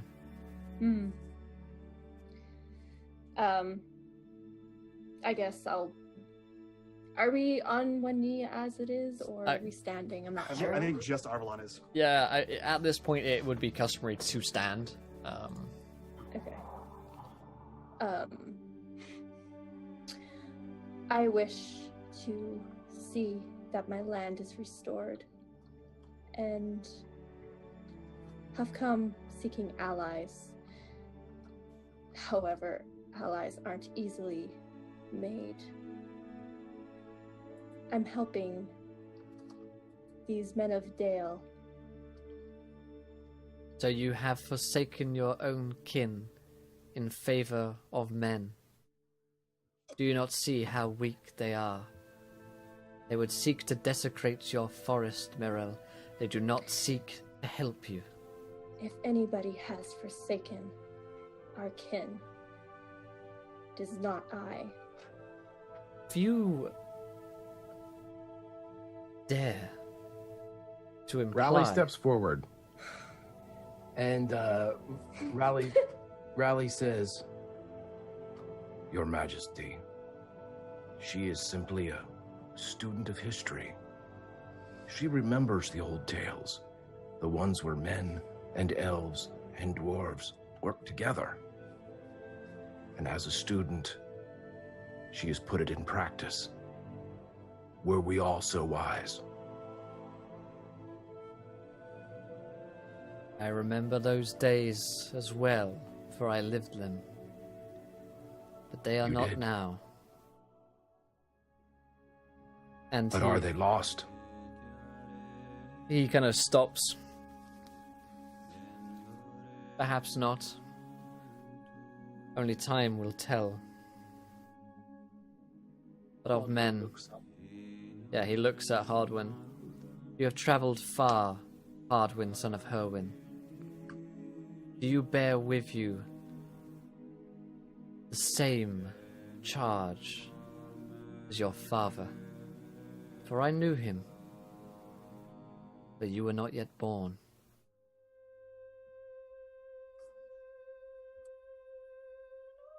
I bear the same responsibility he undertook, to the same man he swore, and was that oath too. But I also share his ideals, the ideals of my father.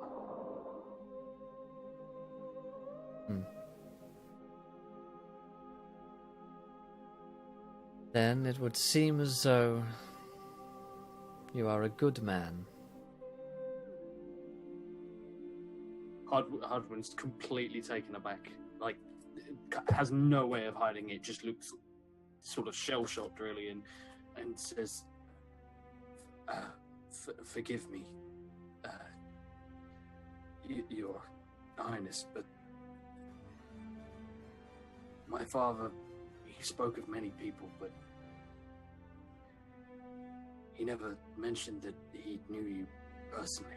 He told me tales of this place, of this realm, and of your kin, but of you, speaking to you in person, that was something he didn't have time to share with me before he met his end. He nods, and you sense perhaps a shred, an iota of sympathy. Your father once did me a great service, for which I was very thankful.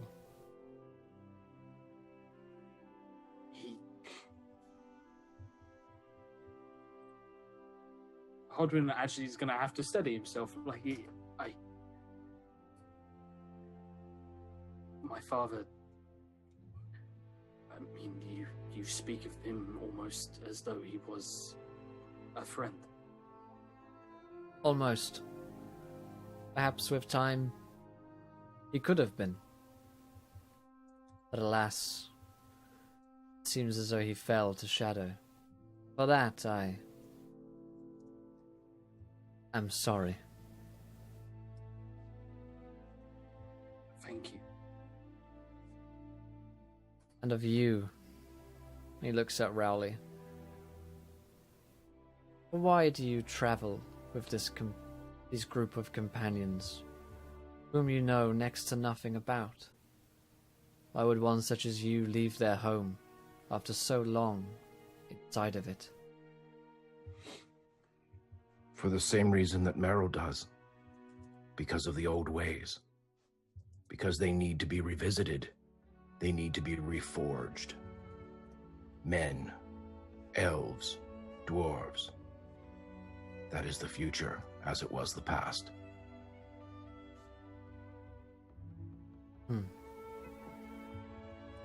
Perhaps what you say is true, or perhaps you are a fool. Perhaps. Either way, what you wish of me is safe transport, and this I will provide, but only as far as the Red Veil. The return journey will be your own, for I cannot risk greater loss of life of my people. A band of wardens, Nerfo, and his band will lead you there. They will grant you boats. In return, I require a promise of you all, that you do not disturb what lies there at Red Veil. Do not disturb the sanctity of it, for it is something our people have protected for ages past, and it hides an area of our history which even we are not so proud of.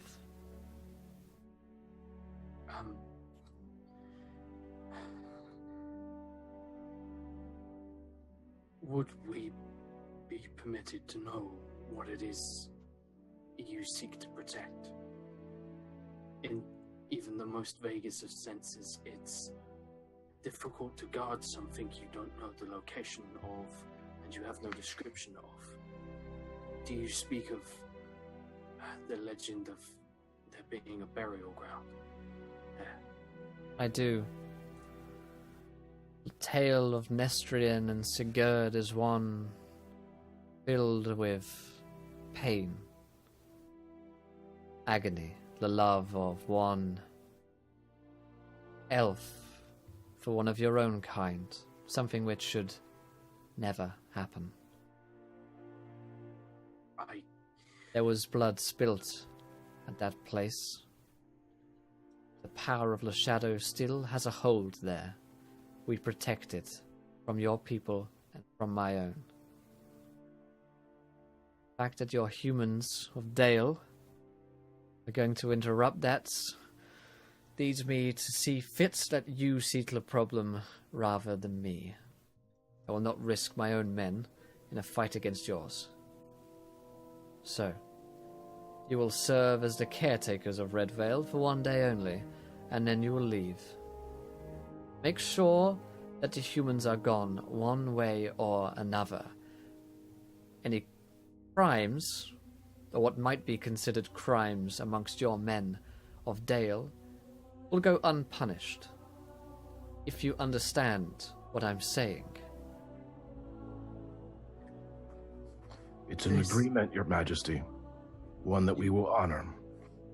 As you say that, you hear Arvalon sigh and then stand, and he looks to Thranduil and he says, "The heritage at Redvale is as much mine as is yours. What do you protect there?"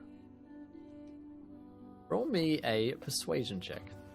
Oh, well, Mike, please. And It's, guys, that's 2k. Michael- That's 2k. Oh shit. Fuck yeah. So, Yes. you're dead. So real quick, Will, for you, let me see. Let me find the thing. So in a social encounter, I assume that was enough to reveal myself to Thranduil. Plus, I think he knows me in general. Yes, I think if he the is. individual you are speaking with respects anything of the legacy of Numenor or the Dunedain, I am treated as if I am favored. Additionally, I gain a +2 to charisma-based proficiency ability checks while encountering this person. So, Awesome. And he- persuasion. He gets my advantage as well. Yeah, your advantage. Give me that roll. Also, Pog fucking champ boys, 2k and under 12 hours. That's 11 hours, under 11 hours. We have £500 to go on the Kickstarter before we're fully funded in under 24 hours. Maybe we're under 12 hours. Fuck me. We're going to do a viewer decision here. And it's going to be a good one. It's going to be a good one. I want you guys to tell me of the shadow that lies in Redvale, the danger Fuck me, that sweet lurks there. So I have a Underneath, 22. okay, underneath this line here in chat, you guys are going to tell me what is the danger in Redvale. Can I just also, I really want one of the, like, I really wanted the viewer decision to be like, how do they get to Redvale? What happens? And the viewer decision to come back because they've heard of the exploits of a certain band of dwarves, and therefore they give us barrels and tell us to just row upriver, and we just all pile into barrels. Go upriver. Yep, Go upriver in barrels. that's it. That's how it happens. So on a 22, Thranduil does appear to respect the traditions of the Dunedain. And so he says, "Your people may not be lost yet, Arvalan. Perhaps you will not be lost like those before you, who bear your name and your blood. There is a dark shadow over Redvale, something which has lied there undisturbed for centuries. It is also where, well, a lover was buried. Same anguish which she felt in life. The shadow has been drawn to it in death. It is not a place that your people should want. It is a place which has been lost and should remain that way forevermore, from man, from elf, all things under the sun." He looks to him and says, "And then as it is your charge to protect the history of these lands, it is mine to cleanse them. And what is lost will be found." Oh my god. What is lost may destroy you yet, Arvalan, son of Arvalor. But you have my blessing to enter into Redvale. And he nods and then does a curt bow and then looks to the rest of the party.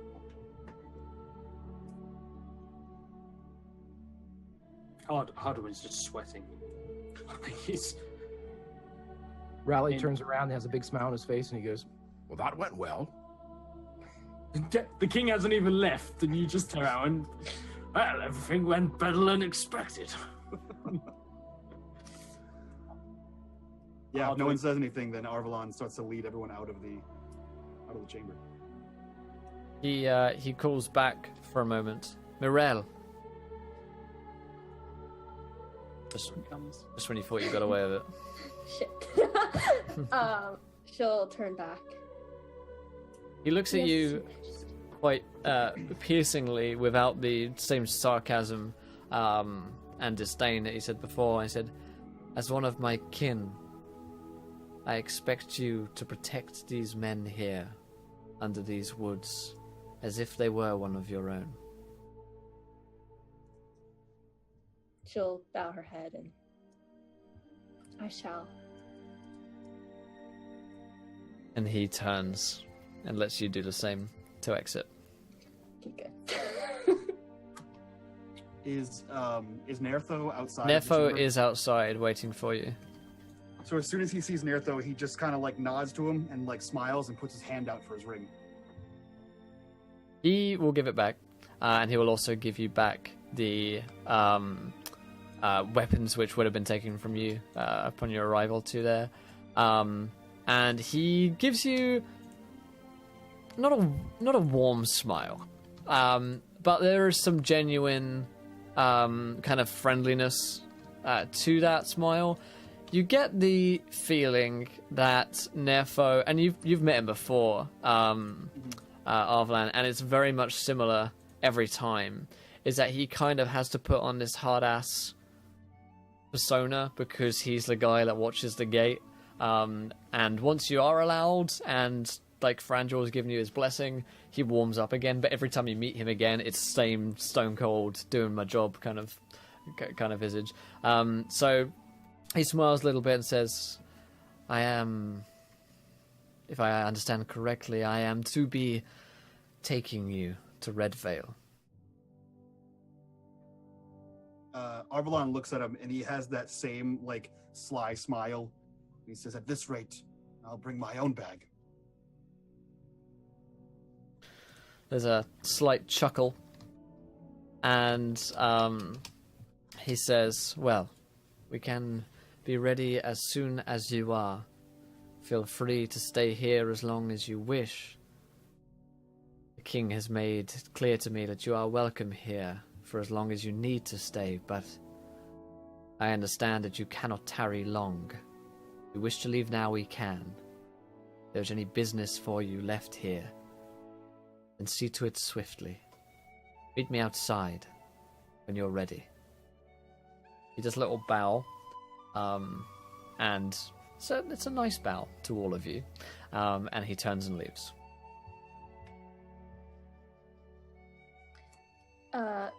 Muriel would like to, I guess, go back to the chamber to change back into her traveling cloak because she's not going to wear this. Yes, good idea. Good idea. Literally, like, cut it off of the dagger. Just like, no, I will not wear this tardy word. That was intense. Hardwin sort of, is just going to come back and sit in his room with the door open, just staring at the shield sort of propped up against the wall opposite. Just going for the mental gymnastics of. There was a lot of heavy stuff came out then, and the party's very good at sort of saying like, this reminds me of the time when I met a god.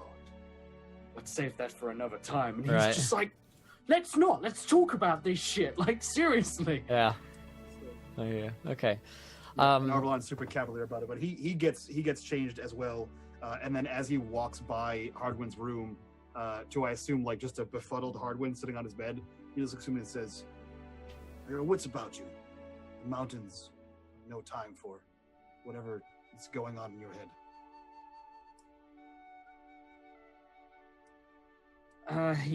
He nods and then he just looks at sort of Arvalor and just says,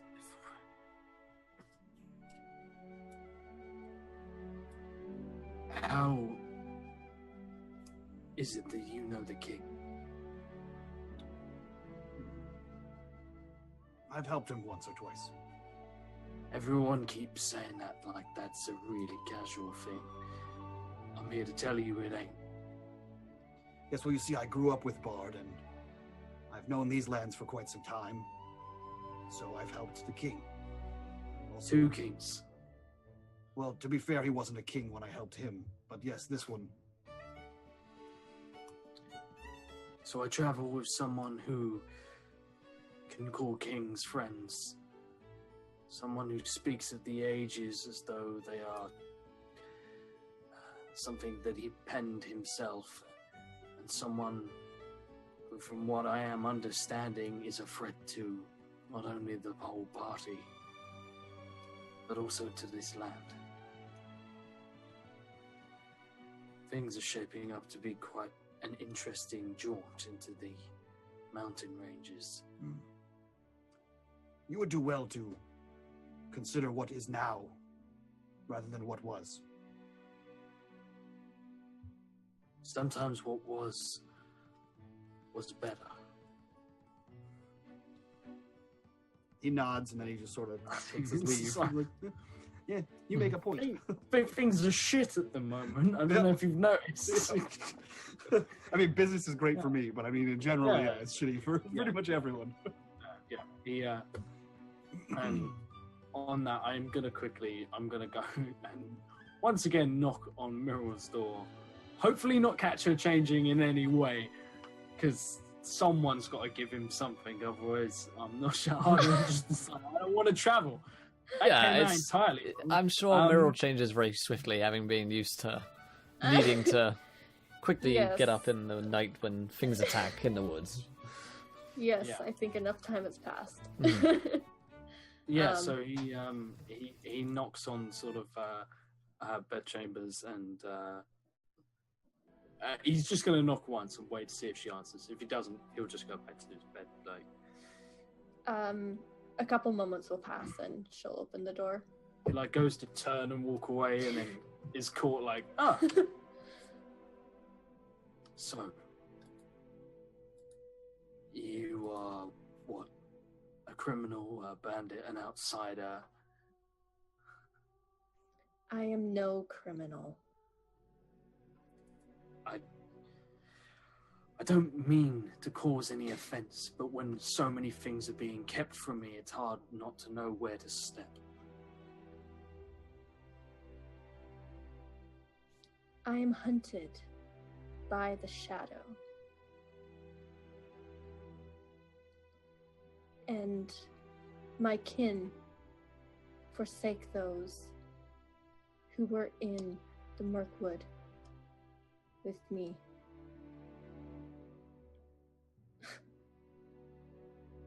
We were the last ones to leave. Others fled before us.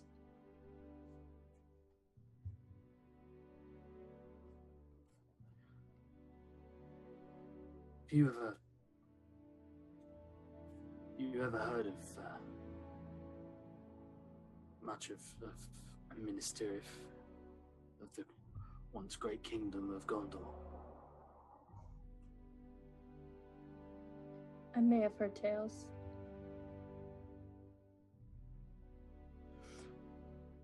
A very long time ago, the capital of our kingdom is a city known as Osgiliath.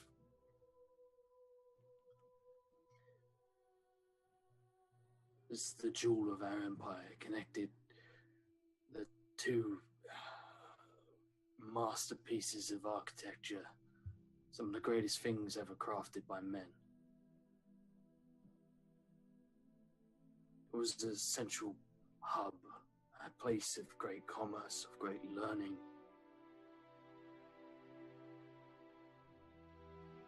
We just chose the wrong place to settle down. I know what it's like to feel the shadow just around the corner, just over the horizon. I used to be able to see those lands, those accursed lands from the city, from the tower. You could see it from the keep, always ever present, always shrouded in gloom. When we lost Osgiliath,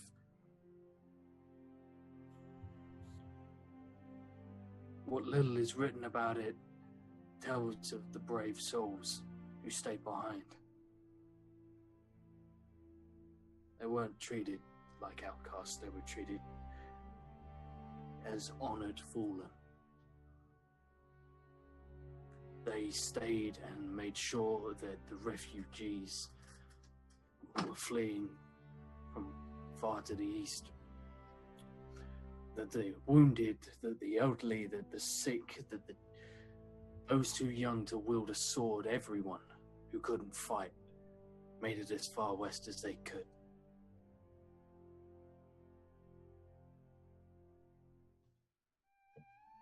I don't understand all of your culture. If today's anything to go by, I understand next to nothing of your culture, especially of your dealings with my kin, but whatever it is that haunts you, don't let it be the dead.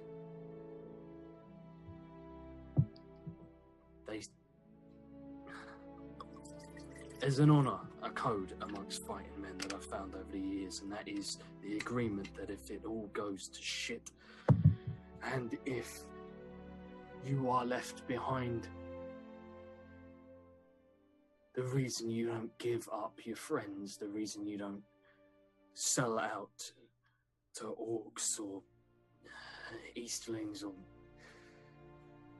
any of the bastards who might come calling, is because you know that there is a code amongst warriors that they will come back for you. I don't know what you did truly to earn such ire amongst your kin, but I promise you this. If you do right by me, if whatever this thing that haunts you comes for you, I'll stand by your side.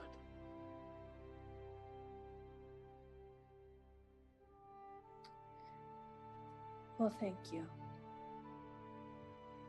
It's been a while since I've had someone I could truly consider a companion. It's been a while since I've had the same, and I served. Just know that this shadow can easily take us all.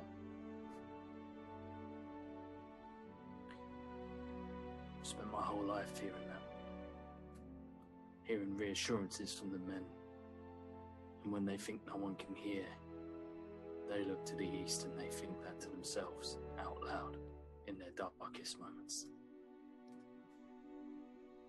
How easily the shadow can come and claim us. But I'd rather stand by 5 companions who have the courage to stand by me than behind all the walls that could be mustered by all the dwarven kingdoms and all of the arms that could be mustered by all the kingdoms of men and all the magic that the elves could conjure. If I'm gonna go down, I'd do it amongst friends.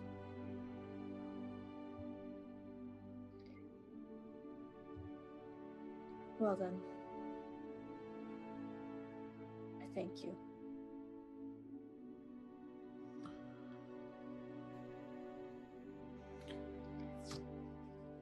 There's like an awkward pause, and then he sort of looks. He looks to the Dunedain's door, and it's just like one thing at a time. I'm not ready for that. I'm not ready for that just yet. There's a limitation to my, That's Mike's door. That's fuck. Walk towards it, and then like Mike just like appears as if a cursed signal on the door. No, never again. And he'll go. It's a symbol of a upside down. But he's smiley entirely face lake. roboted. And he just sad lake face, and he heads. He's going to retire for the evening. Okay. Anyone else doing anything before we head off? Rowley will do something really quick. He wants to trade some pipeweed for anything he can get from the elves. A bit of broken art, a bit of a sculpture that went bad, anything that has the fingerprint of the elves on it he would like to get. Okay. Roll me like a persuasion roll.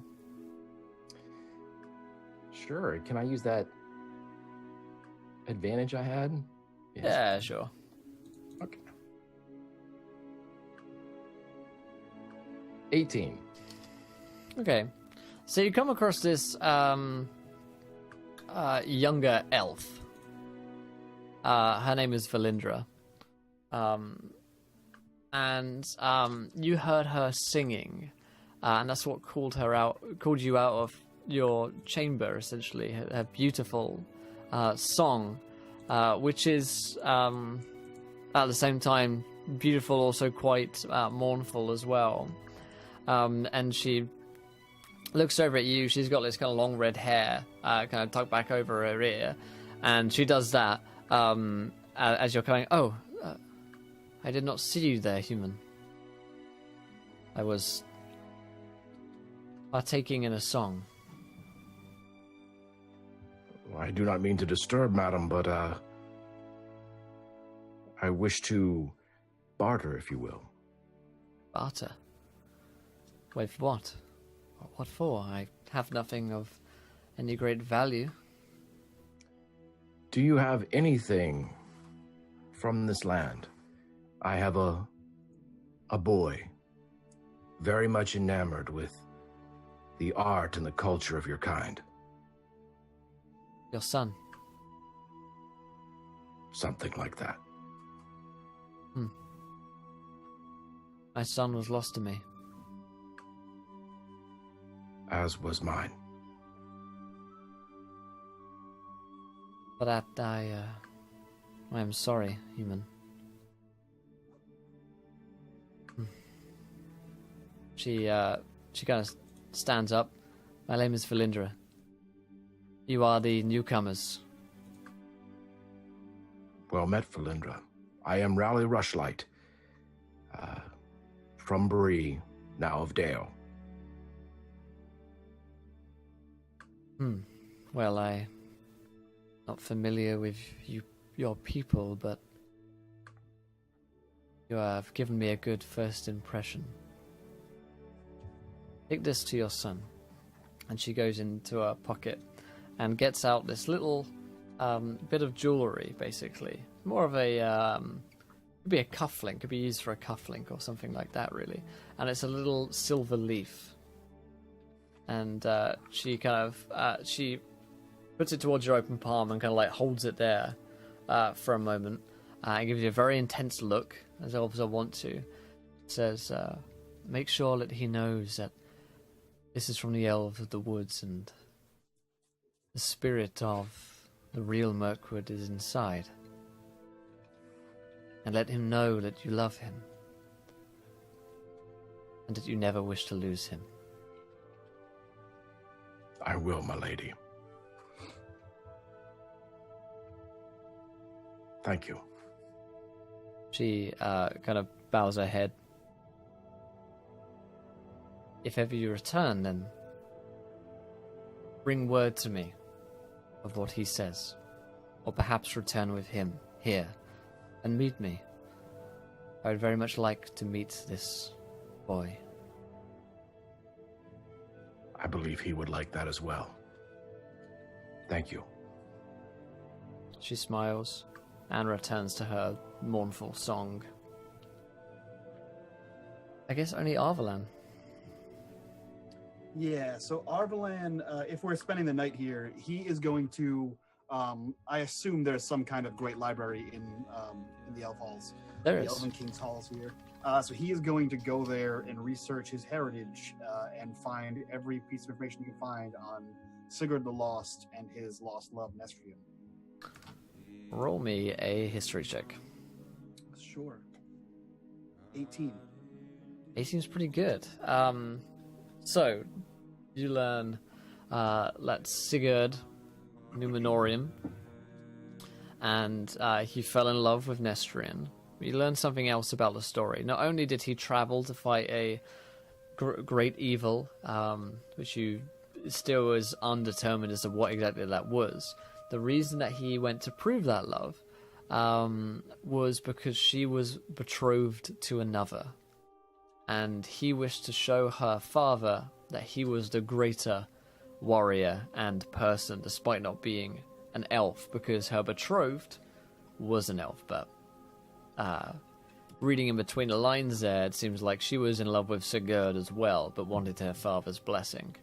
And so that was the reason why he traveled out to prove himself, because usually if two people are in love, they kind of just get on with doing that. But this is a time of ages past, and so she was very much bound by what her father wanted of her, and so that's why Sigurd went on his great quest, during which he became known as Sigurd the Lost.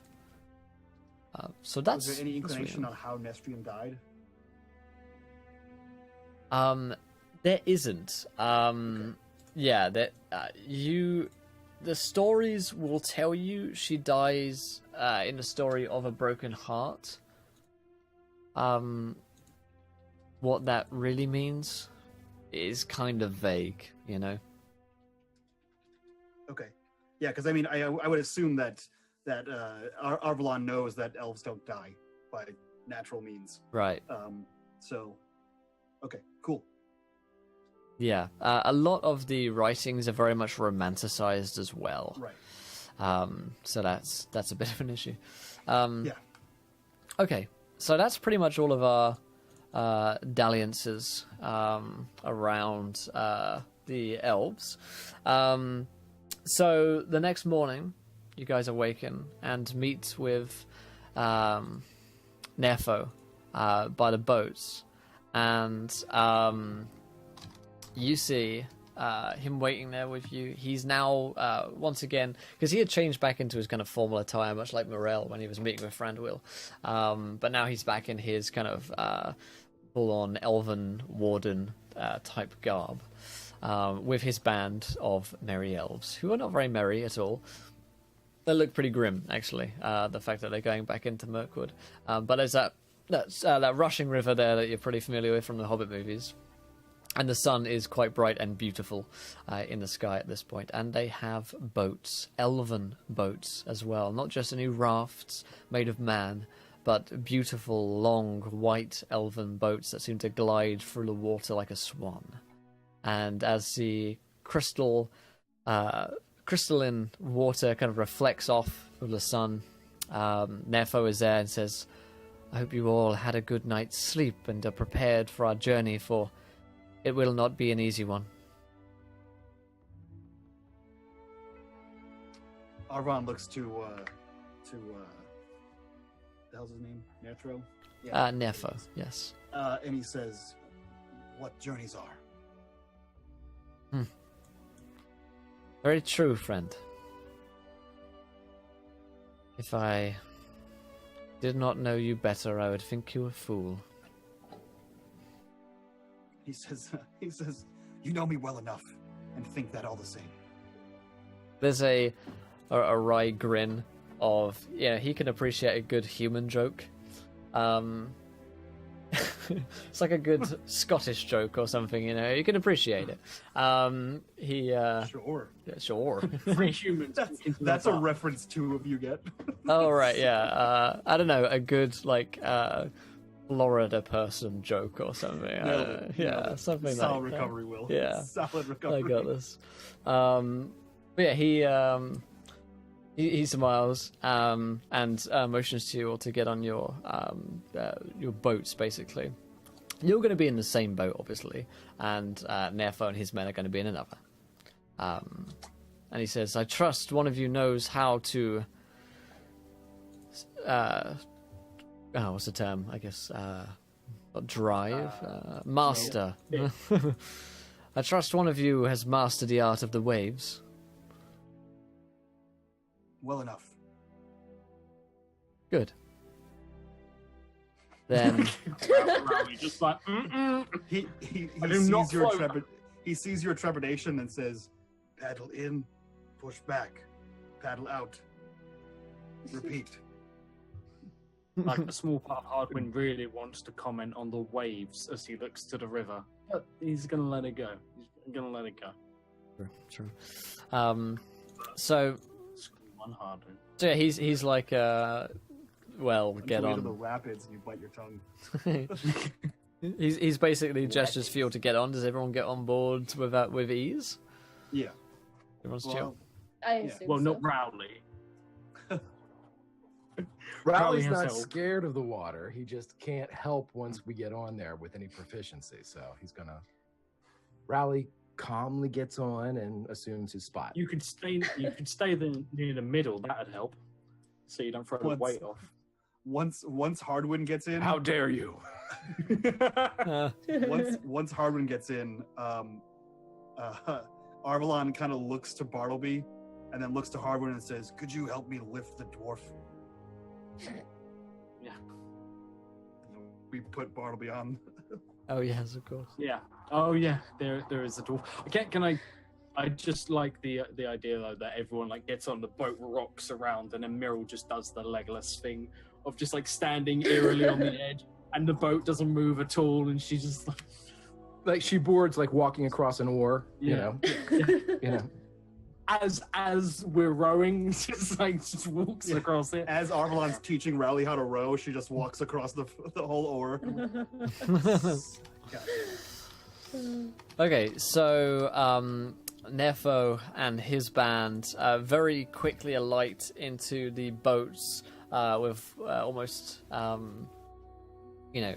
almost no discomfort whatsoever, like a seasoned band of adventurers that they are. They're like you guys, but 10 levels higher. And at least, yeah. And so Nefo begins to head out on the boat, and the craft, the craft just cuts its way through the river, and you have to follow on behind. So, Arvelan, as you are heading out of the Elven King's Hall, you are steering this thing, right? Yes. Okay. Please. Okay. You Tentative, yes. yeah. Fingers crossed. I'm hoping to. You can roll me just a dexterity saving throw. Sure.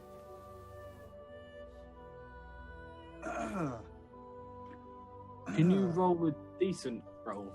Listen, that's my first bad one. That's my first one, like under 15 the entire. I know. I've been watching you the entire time, and I'm like, yes, he finally failed. Unfortunately, he's piloting the boat I'm in, and I have a great shield strapped to my back.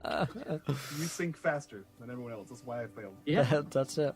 Okay, so we are gonna make here an embarkation roll, but because you failed that check, I'm gonna give it some extra funsies.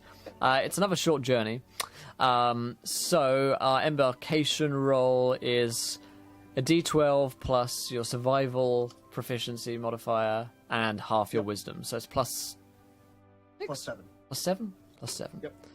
Okay, and I roll this in secret. Ha ha ha. So before you do that, Yes. so mine is plus 7, and then it says if any part of my journey passes through a land that I know, the DC.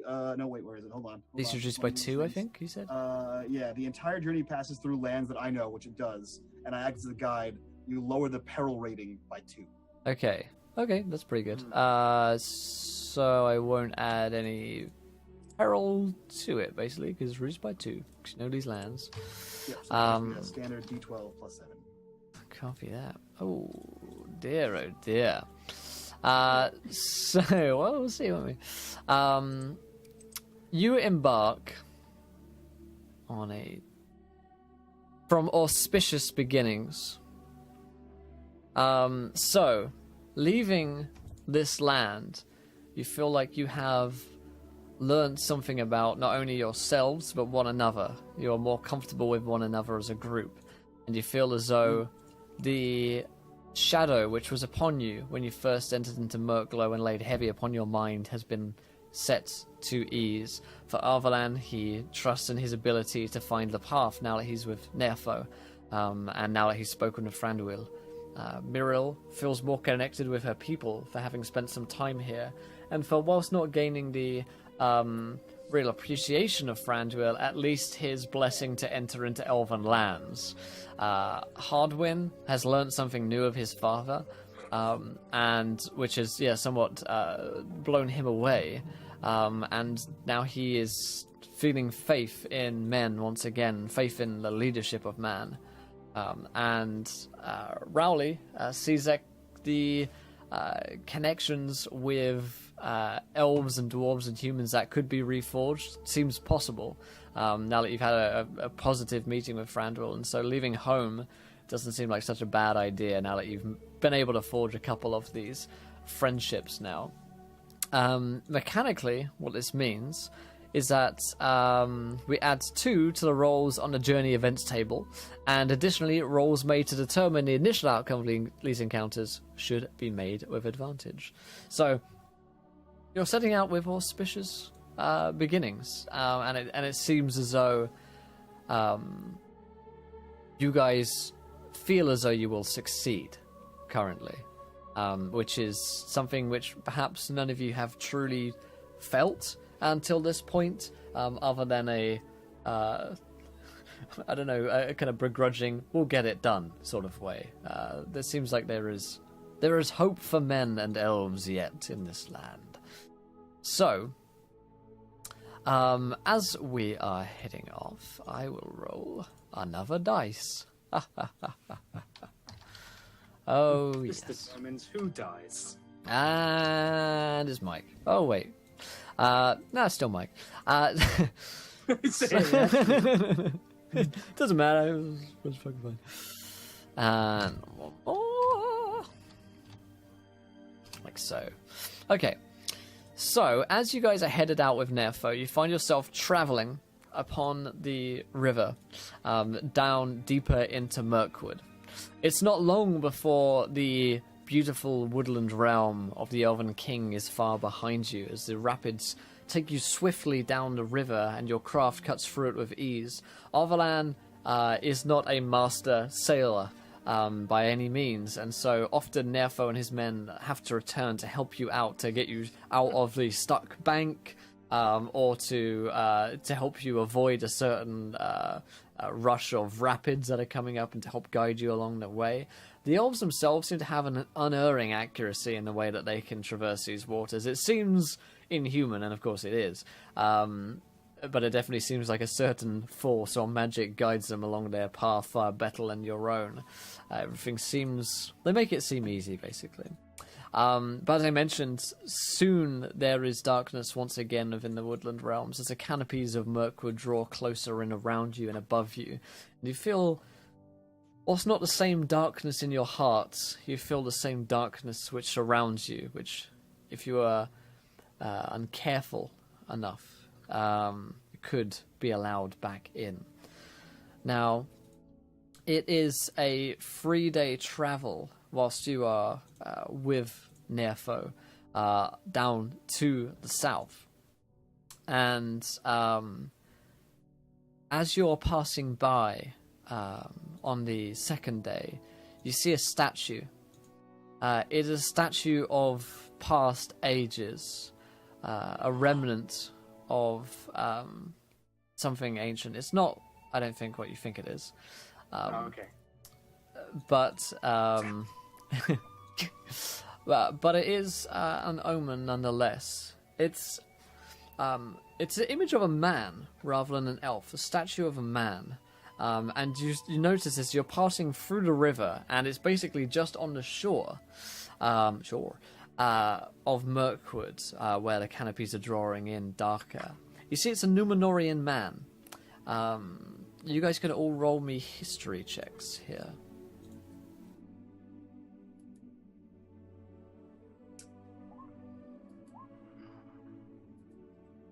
Would Arbalon have any kind of advantage on that? Yeah, I will give you advantage on that, seeing as it is your people. My people. 23.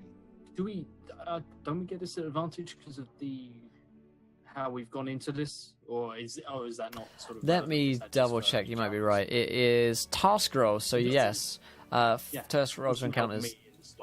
Yep. Do you have advantage? It literally only helps Mike, so I rescind that. I take it back, and we just. Yep.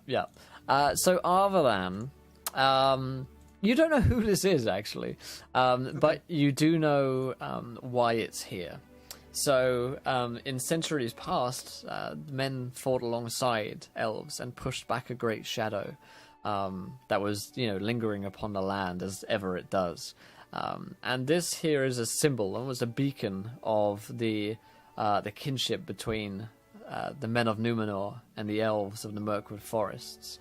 And it's been kind of covered up and covered in brambles and thorns and ivy, and it's somewhat been defaced over time and just kind of eroded away.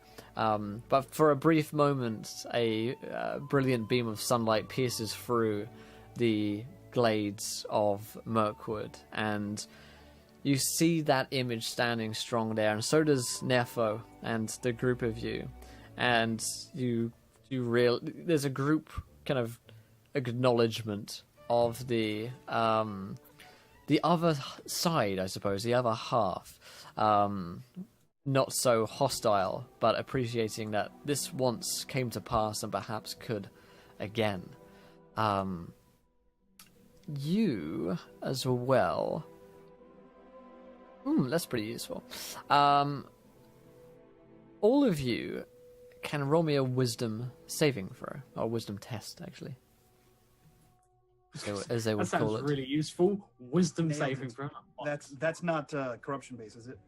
Nope. Okay, cool. So I just eat regular shit then. Damn it. Okay. Oh yeah, that's a nat one. But like, yeah, impressive. Sorry, I lied. I think that does count as corruption. Shadow is corruption, right? Yes. Yep. Let me just double check. So if anyone does have that, Meryl and who else did I give it to? Hardwin have advantage on that. Oh, Yeah, yes, so- I do. So mine says you have advantage when making wisdom saving throws against corruption caused by blighted lands you know. yes, that would count. So in that case, I have a 21. 21. So, who did well? Okay, so... So Arvalan and Miral, you guys feel very good about this. This is a beacon of hope to you. And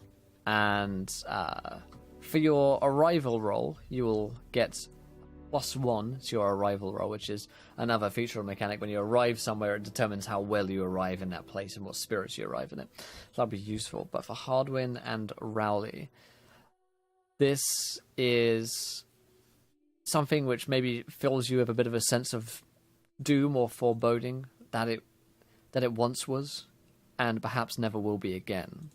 And you guys are going to gain 2 points of shadow Rip. Oh, fuck my life. as you are. I need to check something because I genuinely have a so my floor. I need to check what my shadow weakness is because I don't know it. I've got it written, but I don't know what it attains to. So Okay. Hey, Will, just real Yeah. quick, did you read the chat? Okay. Oh, okay. Yeah, that's fine. You got around? Okay. Yeah, I have a couple more minutes. Okay. I'll wrap up for us here in a second. Okay. Well, 2 shadows not bad. We're fine. 2 shadow, you're fine. It's when no idea what that means. it at all. adds up is all over the course of. When it gets in the teens, start to worry. Yeah. Come back to me when you got 17 shadow. So this symbol of hope for some and shadow for others kind of drifts on by until on the 3rd day, Nefo draws the boats to a standstill and kind of holds your boats up and ties them off. Leads you up the banks of Mirkwood back to the glades, and he says, "This is where we must depart, friends."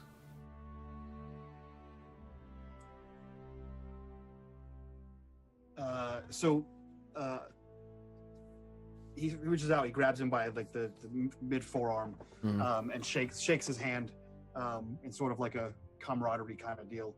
And he looks to him and says, "And you'll not be here on our return." Alas, no. I cannot be. But the path leads that way. You'll be able to track it just fine, Avalan, son of Avalor. Well then. Well then. And Indeed. he unclasps and Yeah. like he like motions so that everyone to get out of the boat. Yeah. A good trip to you all. Safe travels. This boat will be here waiting for you upon your return, should you need to. But we must away. And he does a deep bow and gets back into his boat with his men. And as he goes to leave, he says, Nerthro, if you hear more of this dark emissary, please pass on word. This could affect more than just the elven kind. Of course. Be wary out there, Ranger. And you. And as our RC turns to face Mirkwood Mountains, perhaps the most dangerous region that they've set foot in yet. That is where we're going to be wrapping up tonight's episode of Journey in Middle-earth. Oh, fuck my life. Yeah. Right, so. That was an episode and a half. Yeah. Yeah, that was fun. Good shit. Yeah. Hopefully you guys in chat enjoyed it. Kira, I know you've got to run. Do you want to do your shout outs real quick here? Sure. Thanks. I enjoy this campaign. It's lots of fun, although sometimes I'm like, what's going on? Just like going over my head. But yeah, I stream, I do art, I paint. It's lots of fun. It's super chill. You should come hang out one day. Fantastic. Thank you for everything, guys. I Thank you. gotta go now. Thank you, Kira. We'll see you soon. Bye-bye. I will sort out... Oh, these cameras are fine here for a second.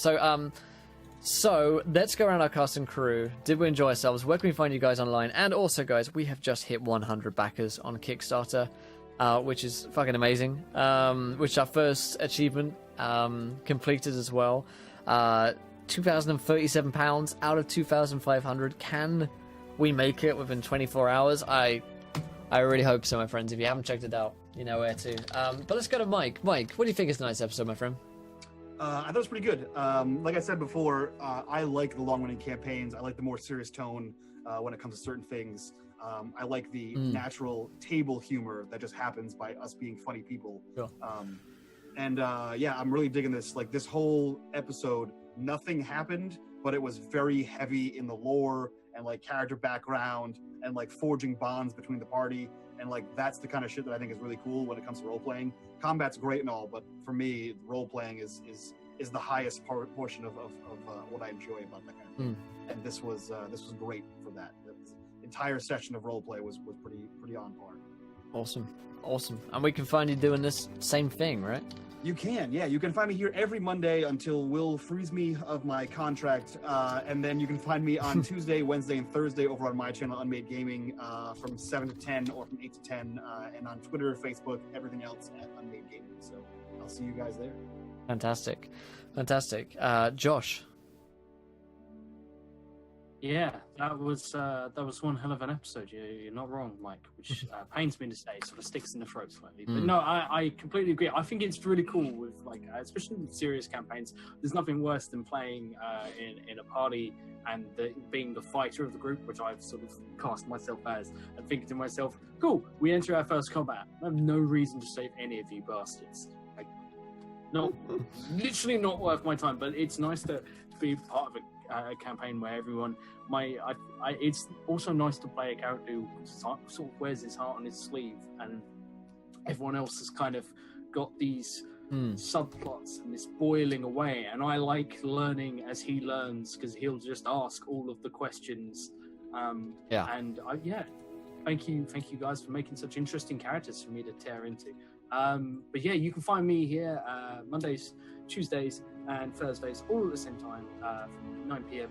GMT, 4 p.m. EST. And tomorrow there'll be the second episode of Long Marches, where we're starting straight away in an ambush, rushing an enemy line in a war, in a battle to end a war that is spanned for 10 years against demons, fiends, and something that chat conjured, which can only be described as the literal embodiment of the abyss. It is a black hole of void of inky darkness that is surely going to consume them all.